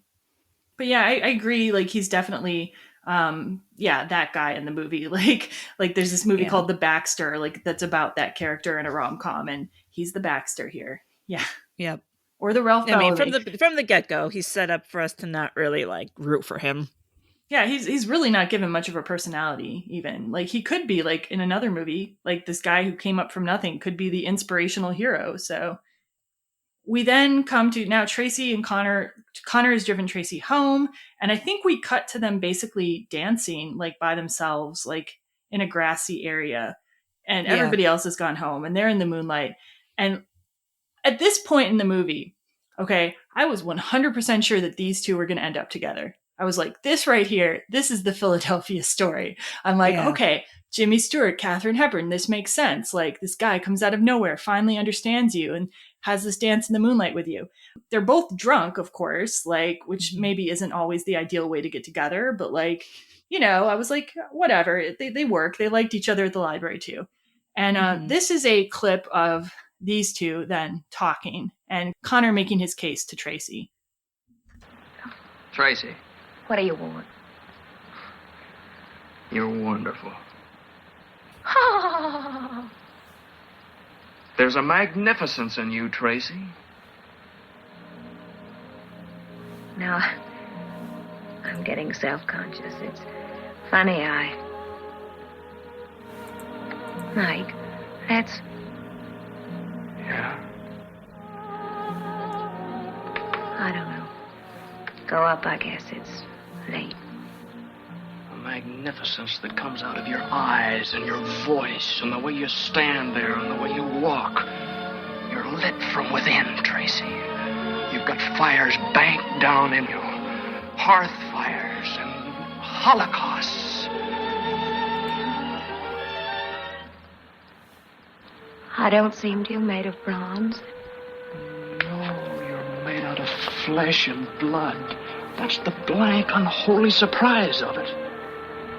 Why, you're the golden girl, Tracy. Full of life and warmth and delight. Oh, what goes on? You got tears in your eyes. Shut up. Oh, Mike, keep talking, talk, will you? No, I've stopped. Why? Has your mind taken hold again, dear Professor? Well, good thing, don't you agree? No, Professor. All right, lay off that professor stuff now. Do you hear me? Yes, Professor. It's really all I am to you, is it? Of course, Professor. Are you sure? Why, yes, of course. Golly.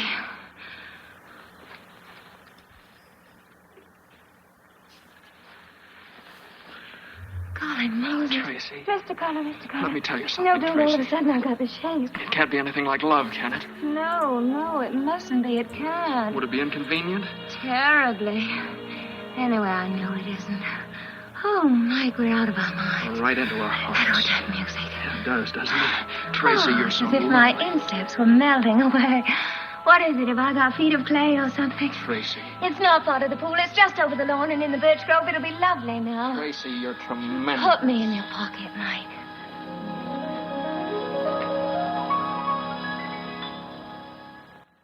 Okay. How is that not the end game of the movie? I'm sorry. You guys can defend the end game of the movie if you want here, but I'm just saying, how is that not the end game? I don't know, because that their chemistry is so great. Yeah, I love them together. Jokingly, it's because Jimmy Stewart is not Cary Grant, but Jimmy Stewart is hotter than Cary Grant. but on a serious note, the thing that I like about how it sets that up to be the end point and then isn't, like, I will get to it at the end. I feel the ending is very rushed, but that happened with a lot of movies at that time. But I like that it's almost a mystery setup with the pacing of that, because you really do think that these two are going to end up together. And I like that it flips that script at the end. I don't like the way it does it, but I find this one of the more effective love triangles in movies of that time period. I think honestly, I think your affection for Cary Grant may be affecting this too. Yes, I am absolutely biased on that. Yes, Cary Grant can do no wrong, even when he's like not a good person in a movie. Because there's movies he's been worse than this, and I'm just like, Because I'm like Jimmy Stewart here. I'm just like, he is on fire, and I'm like, I'm there for it, and I'm like, if some dude said this stuff he's saying to Tracy to me, I would be like, yes, I'm in. Put me in your pocket. I'd be there. I mean, even though of course now Holocaust sounds a lot worse than it did in 1940, of course, but the rest parts, like, you've got fire banked down deep inside of you. I'd be like, yes, you saw me. This is amazing. Like, I don't know, and when they kiss, like, it's a great kiss, like fantastic, better than any other kiss that we see in this movie. And she's obviously affected by it. She said she's melting away. It's like, yeah, that guy. Go with that guy. And this goes back to like an earlier point that I said. So this is the drunk scene. Mm-hmm. This is the scene where she is at her most open up until this point, having the most fun. And I mean, everyone has a different relationship to alcohol. In a lot of cases, at least in my experience, if somebody is different under the use of a substance, like substantially different in terms of their personality, it's because that's kind of their core that's getting released. Like, not to talk about myself too much, but like drunk me is the same as Mimi, except I will fall down more. And then the other thing about this that I honestly did not pick up, but like, I feel like there's a little like DS vibe going there with the way she calls him professor all the time. And that also kind of tracks for somebody who's that type A who might want someone else to take charge. Okay, I wouldn't have gone there with that. Like, I think the professor thing was more like referring to her, like criticizing Mike, like the way that she's been criticized, like, you are too much in your head, you are too aloof, you are, because there's a previous scene where she's calling him professor, where she's talking about like, you keep yourself at a distance from things or something like that. But I won't say that there couldn't be a subconscious thing there as well. I don't have enough experience being drunk, so it's hard for me to say how I'm personally affected. Like, I don't think it's probably great to base an entire relationship off of people being drunk one night, but at the same time, like, I feel like they had established something between those two before that like showed that they had a rapport.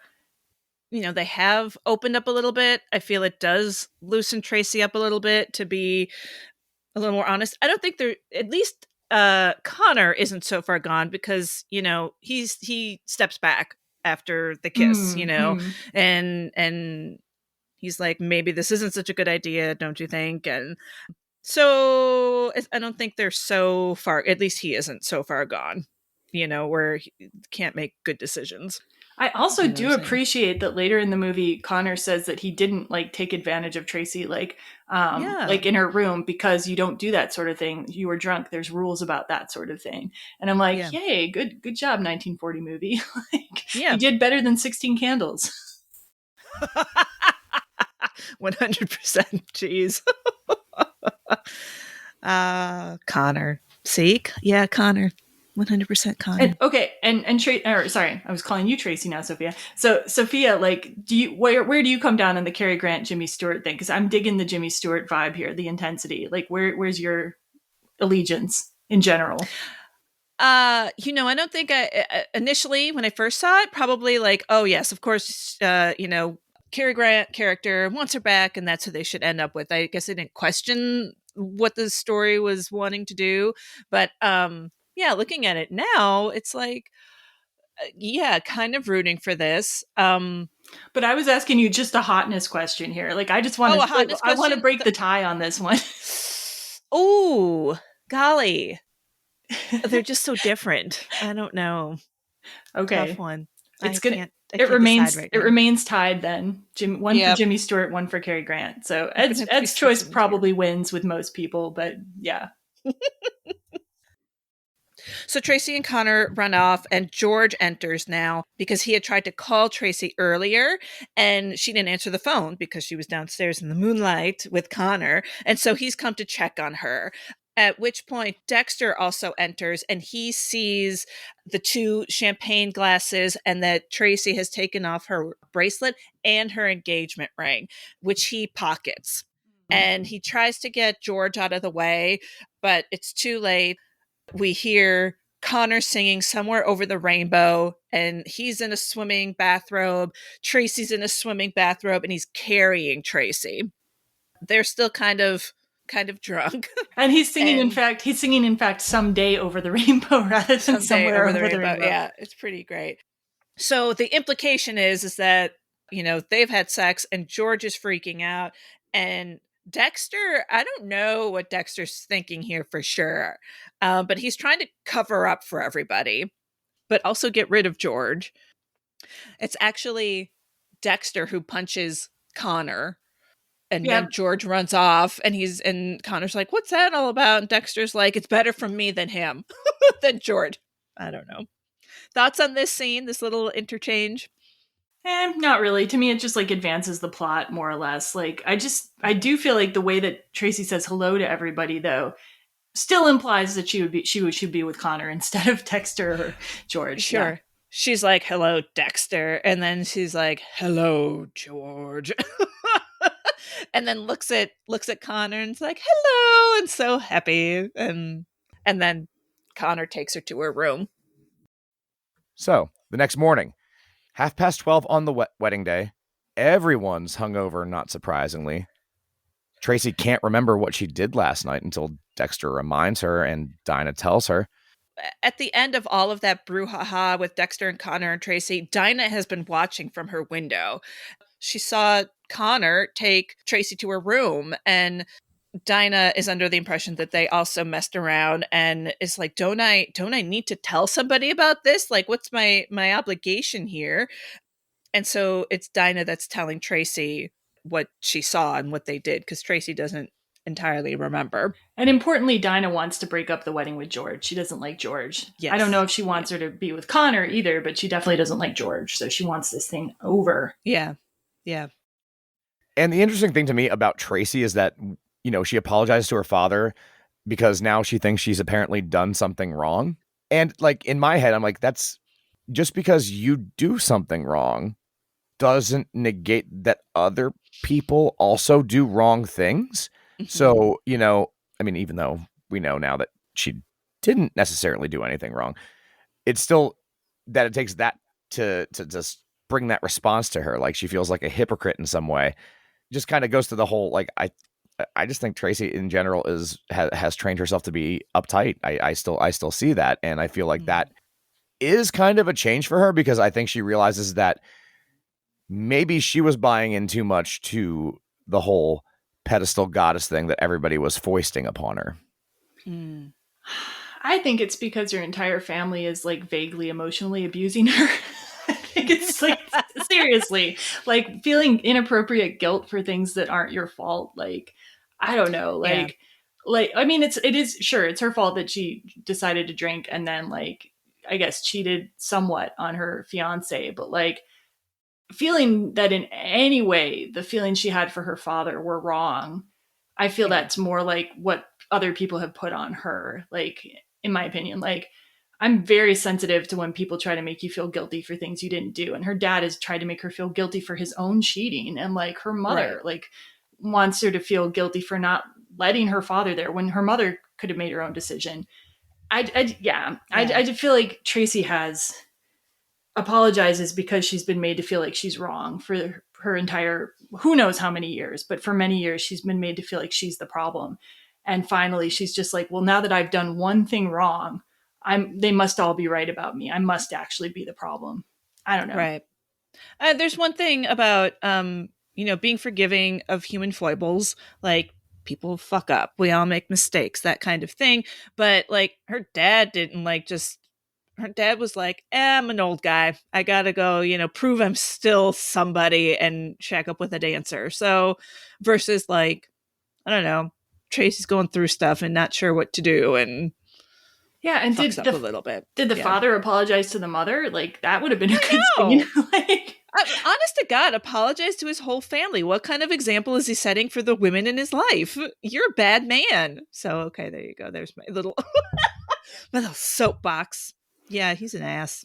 I guess, yeah. I don't necessarily view, I don't think Tracy's necessarily like uptight. Like, it's just like she might, enjoy different things. So she definitely enjoys riding a horse. She definitely enjoys going to the library. I mean, those are good things to do too. I mean, I just feel like there's part of her that feels like she probably has inhibitions, sure. But I think that probably speaks more to like what was expected of women. I mean, even now, like if you're sexually promiscuous, you get bagged on, or if you're like sexually assertive, you get bagged on a little bit. Like in the 40s, my God, like, I don't know. Like, I can't blame women for being uptight when they're not uptight. They're called sluts, basically. I don't know. That's what I'm saying. And like, and alcohol was used as a way to like help people not worry about that. But it's a double-edged sword, really, for women. Well, as Ed said, they didn't have therapy. Like everybody, you drink because you don't got therapy. Therapy and meds, man. What a time to live in. So then after that, though, Dexter and Tracy are sitting by the wedding cake and, reminiscing about the true love, which is a nice callback with the quote, "My, she was yar. I wasn't, was I?" That's kind of Tracy's now sort of her way of apologizing to Dexter, which again, I'm a little uncomfortable with. I think Dexter's done more to earn the audience's good graces with like what he's trying to do for Tracy by like keeping this story from being published. Mm-hmm. But yeah, like, and Yar, like, again, Yar means like in some ways easy to handle. So she's basically saying I wasn't easy to handle because that's what wives are supposed to be. Like, I'm sorry, I don't mean to bag on this so much, but it just like it gets me in my feminism a little bit. No, 100%. That's annoying.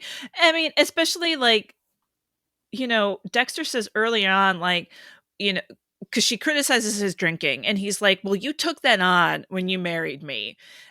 I mean, that doesn't sound like he was so easy to handle. Why is she expected to just like, Now, here's where I'm going to jump in from a relationship perspective. Do it. These two should not be together. There is somebody for whom Tracy is easy to handle, and there is somebody for whom Dexter is easy to handle. I volunteer as tribute for Dexter. I think Connor would work for Tracy, honestly. Like, I think he doesn't need to handle her because she's already perfect to him and he's already perfect to her. And so like, that's what you want. Like, you want someone where it's just like, yeah, this is right.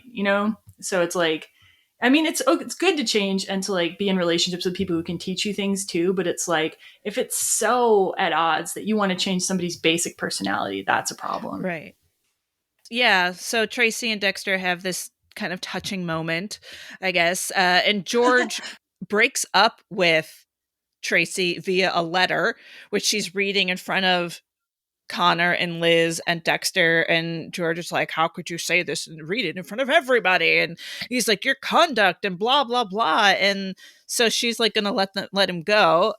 But when he finds out from Connor that nothing happened, that he put her to bed, only 2 kisses, George is ready to kind of be like, well, okay, let's try. Well, at first he's like, well, okay, if you will never drink again, like basically never touch the stuff again. Like that's his first, like, okay. And she refuses that. But it's like when he finds out the society people are there, importantly, the society pages want to do a story on it. That's when he's like, okay, let's let bygones be bygones. And that's where George loses my sympathy. I'm just like, okay. Yeah.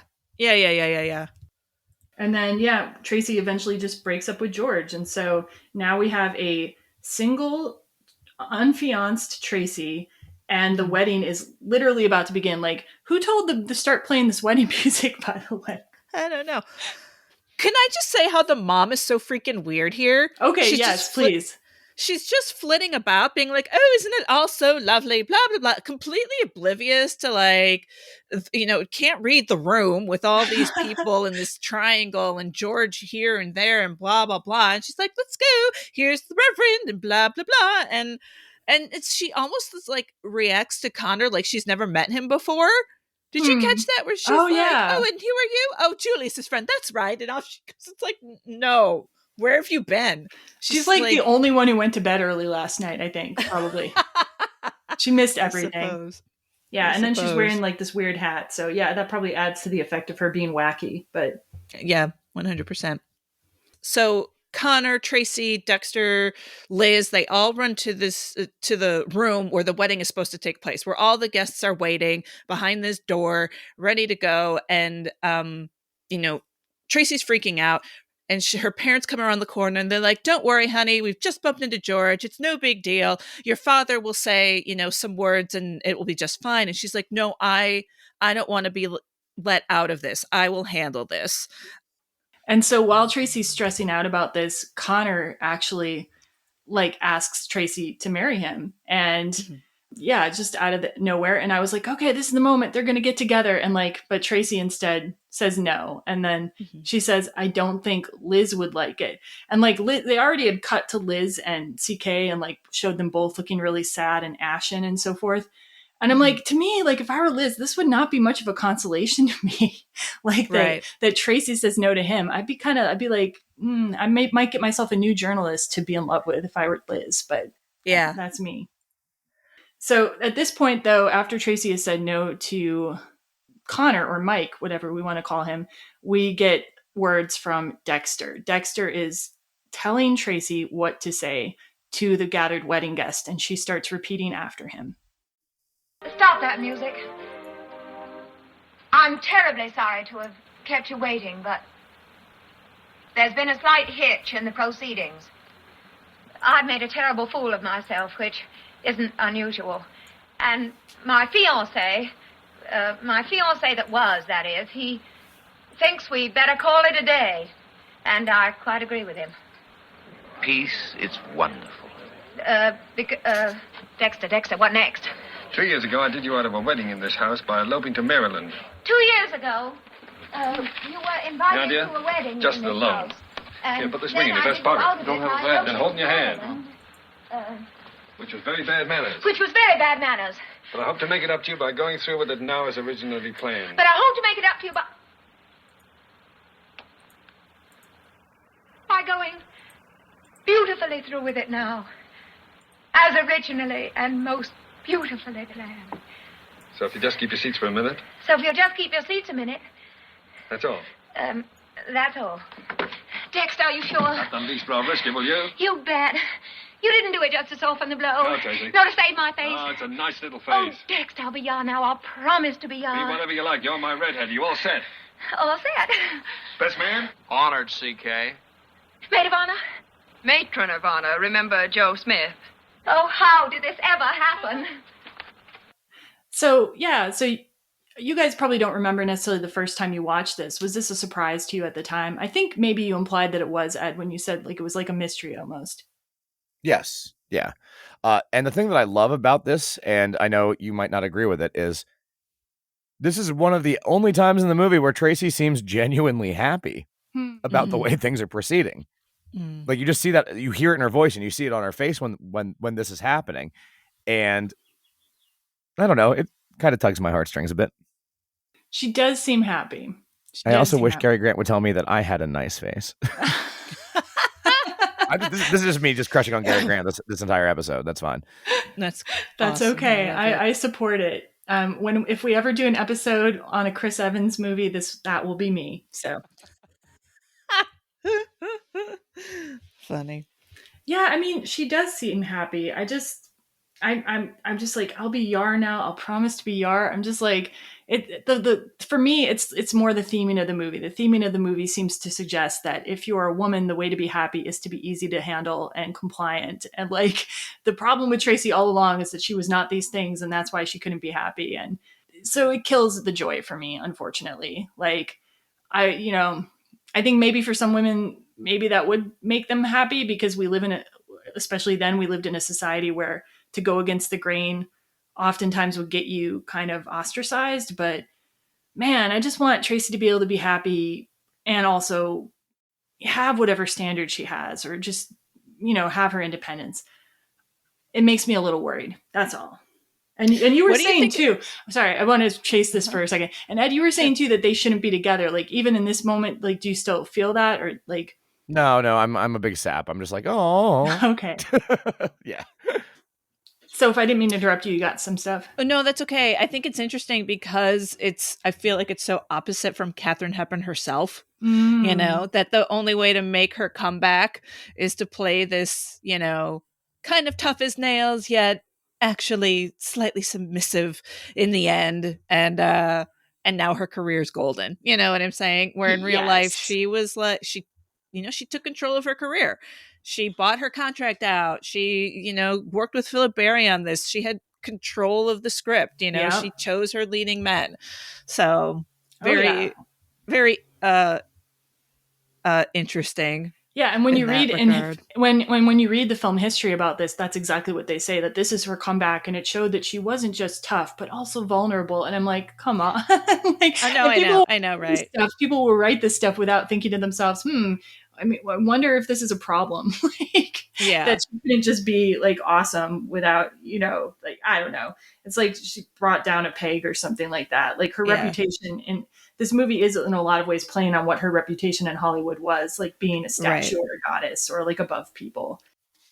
So we have this little wedding, and Connor and Liz are the bridesmaid and the best man, as we heard. And the kicker of the whole thing is that while they're all standing at the altar, we get Sydney Kidd comes in. The guy from Spy Magazine is somehow there. And despite the fact he was blackmailed, I don't know what's going on there.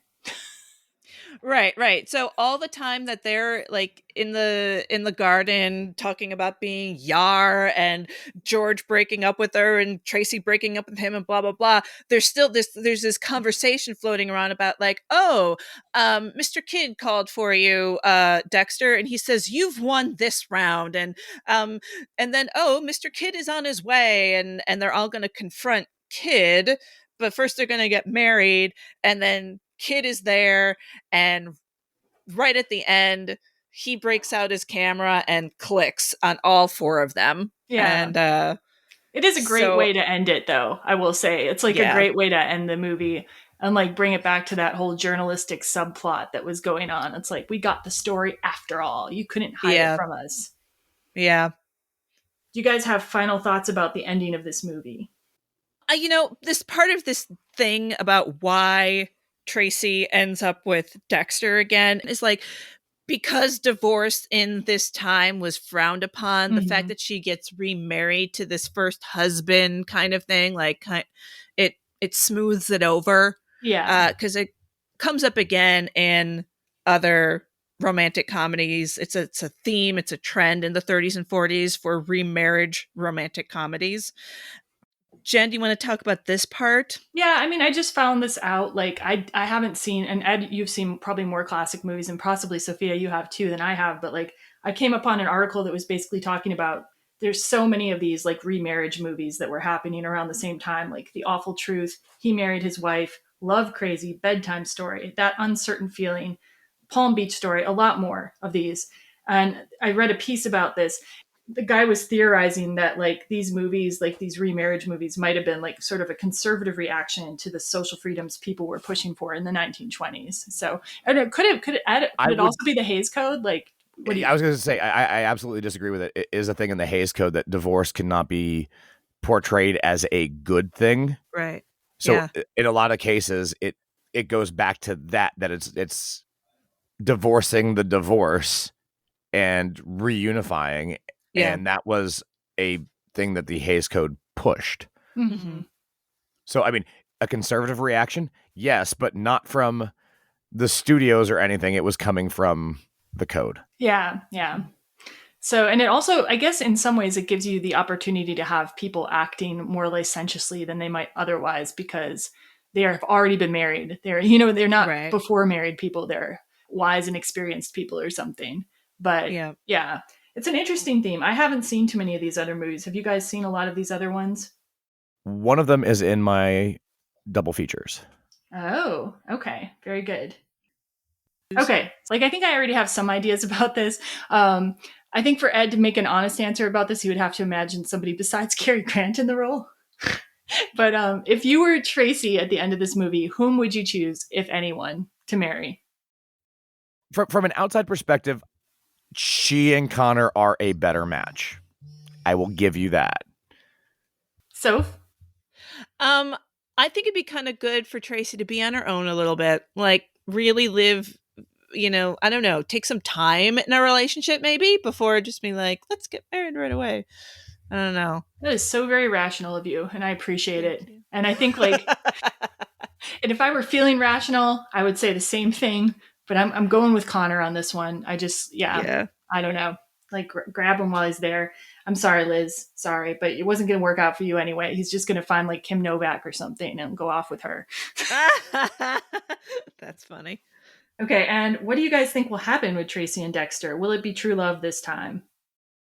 Yes, I think we're made to believe that they've both had some growth. Dexter's had like 2 years, and this one epiphany for Tracy is going to seal the deal. I guess Dexter did say he'd been to several sanatoriums for alcoholism, so maybe that took. I don't know. We'll see. And Ed, any opinion about the future of their relationship? I want to believe it'll work. Yeah.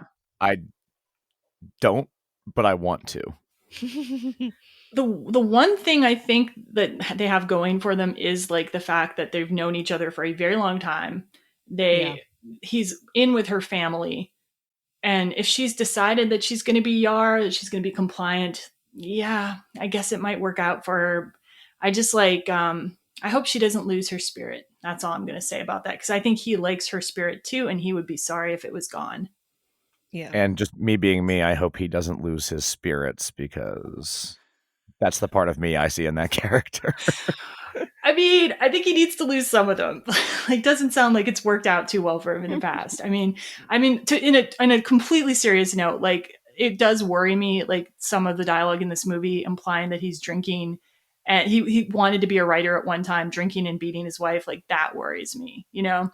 Like, I think that was supposed to be tongue in cheek, though. Yeah, but like, they did divorce because of cruelty and drunkenness. So we don't know what the cruelty implies. The very first scene of the movie, he's pushing her over by the face. It's just kind of like, is this a man who can actually drink and handle it? Or is this a man who like needs to stay away from it? Like, there's definitely... I don't know. He doesn't drink throughout the whole film, even when Connor comes over and has the champagne bottle right in front of him. That's true. So quite possible. Yeah. Yeah. All right. So let's see. Oh, yeah. I really would quickly too, like, Ed, you're the one who brought it to my attention. I mean, I probably would have figured it out in the end anyway, but you brought it to my attention that High Society, a 1956 musical, is also a remake of the Philadelphia Story. And I just really quickly wanted to talk about that one a little and how it kind of differs. Yeah, absolutely. In all fairness, the plot stuff doesn't really change all that much. The characters are the characters. We don't really have as strong of a Liz in this as we do in the Philadelphia Story, but the music and lyrics are written by Cole Porter, which if I have a weakness for Cary Grant as an actor, I have a weakness for Cole Porter as a composer and lyricist. Yep. Bing Crosby plays C.K. Dexter Haven. Frank Sinatra plays Connor. Grace Kelly plays Tracy. And I mean, time has passed since the original, so some of the things that are more troubling in the first aren't as prevalent here. Yeah. And I do love that the boat in the first becomes the love theme in the second. Wait, what? The boat, the true love, it becomes the song in High Society. And that's just a great intimate moment between Dexter and Tracy in that, like, the flashback to them singing the song while on the boat. Yeah, that's like one thing that really made High Society, made Dexter more believable for Tracy for me, is that they did have a flashback. Also, in that flashback, Bing Crosby's like freaking playing the accordion while cuddling with her. I'm just like, that's impressive to me. Or like this tiny accordion. It might not actually be an accordion. Oh, one of those little tiny hand ones? Yeah. One of those big full body ones? Oh, okay. I'm like, that is oddly smooth to be like making out and playing an accordion at the same time. That's funny. Yeah, and the other thing I like about High Society is they don't actually have Connor propose to Tracy at the end.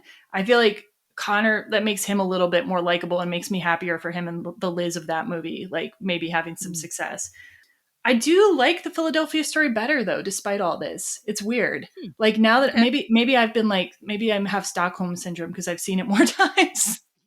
It's the Philadelphia Story is a better movie, I think. I think it's a better made movie. I don't think musicals usually fall into that category in the same way, but because High Society is a musical and it's a musical by Cole Porter, like, that one gets my edge. Yeah. Okay. So you do prefer High Society then? Oh, okay. Yeah. Because I can sing along to it. That's true. That is true.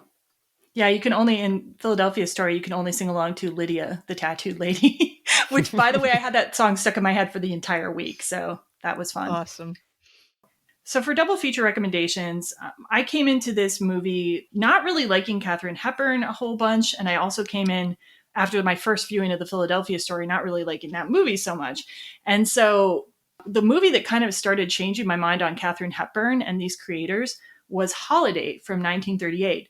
And that's very interesting because the same director, writers, and Cary Grant and Katherine Hepburn are all in Holiday. But why I liked it, it's just a way different story. It has a way different theme around class, too.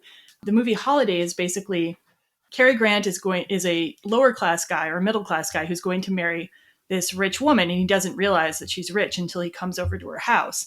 And the rich woman is just very, like, she likes being privileged. She likes her class. Like, I think she expects that Cary Grant's character is going to change to be more like her.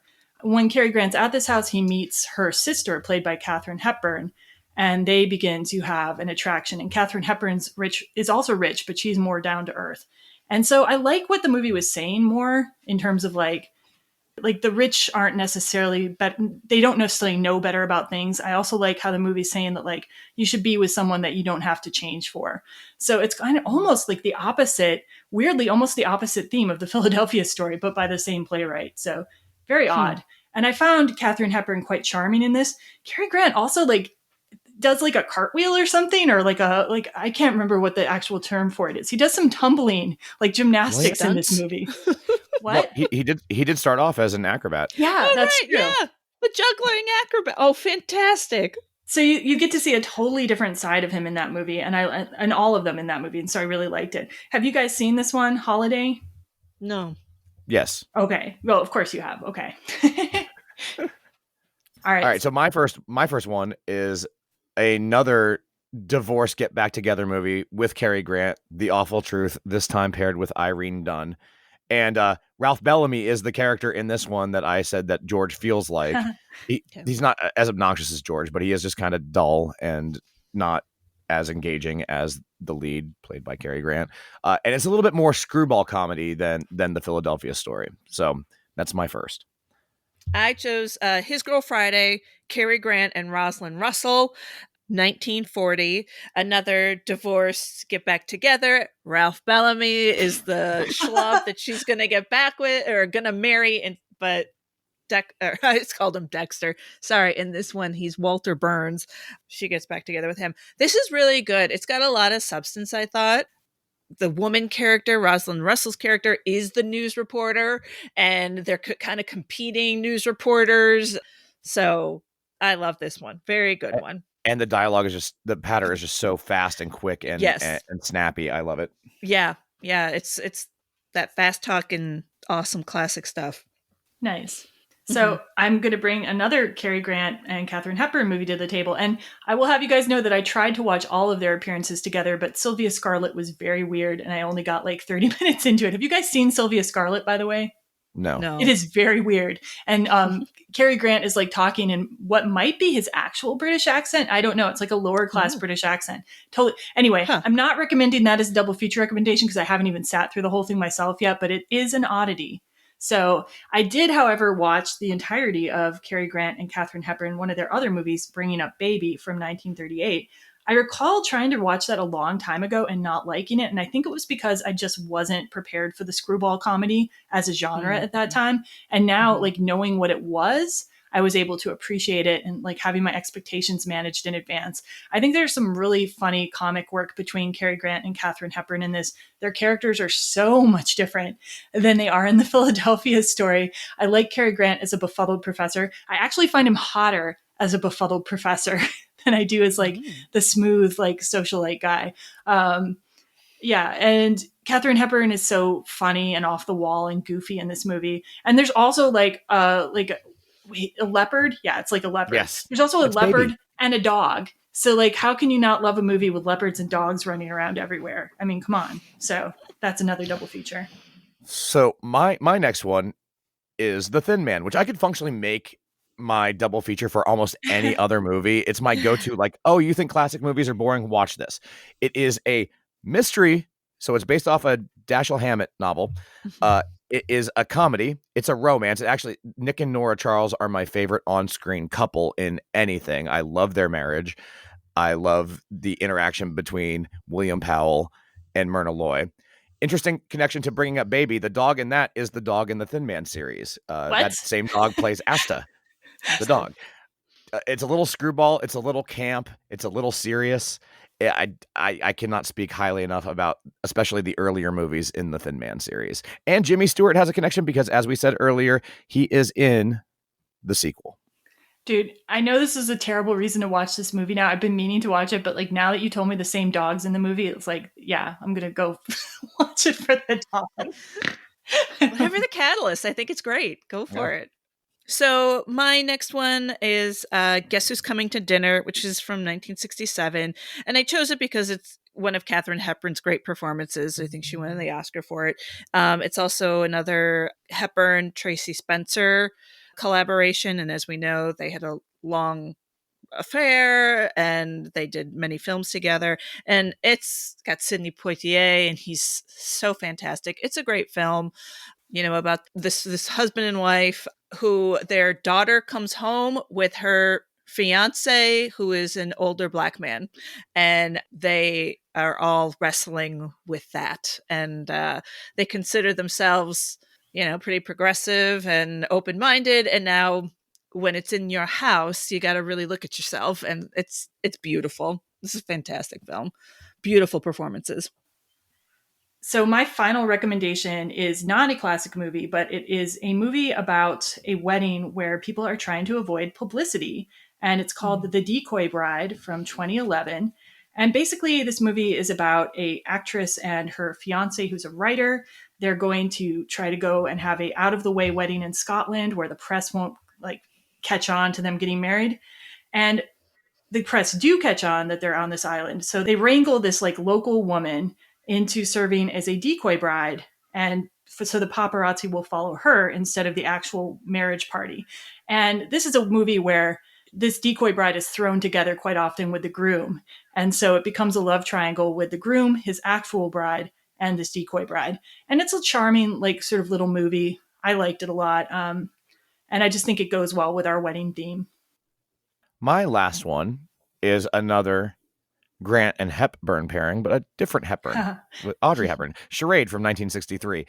It kind of brings back a lot of the screwball elements. It adds some danger. It adds some thrills. It's often called the best non-Hitchcock film, and it's just so much fun.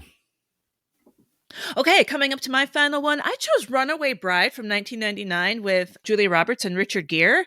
And it has wedding elements, and it has a journalist coming in and criticizing and observing, this woman who keeps going to get married and then runs away at the altar at the last minute. And it's a great pairing of Julia Roberts and Richard Gere.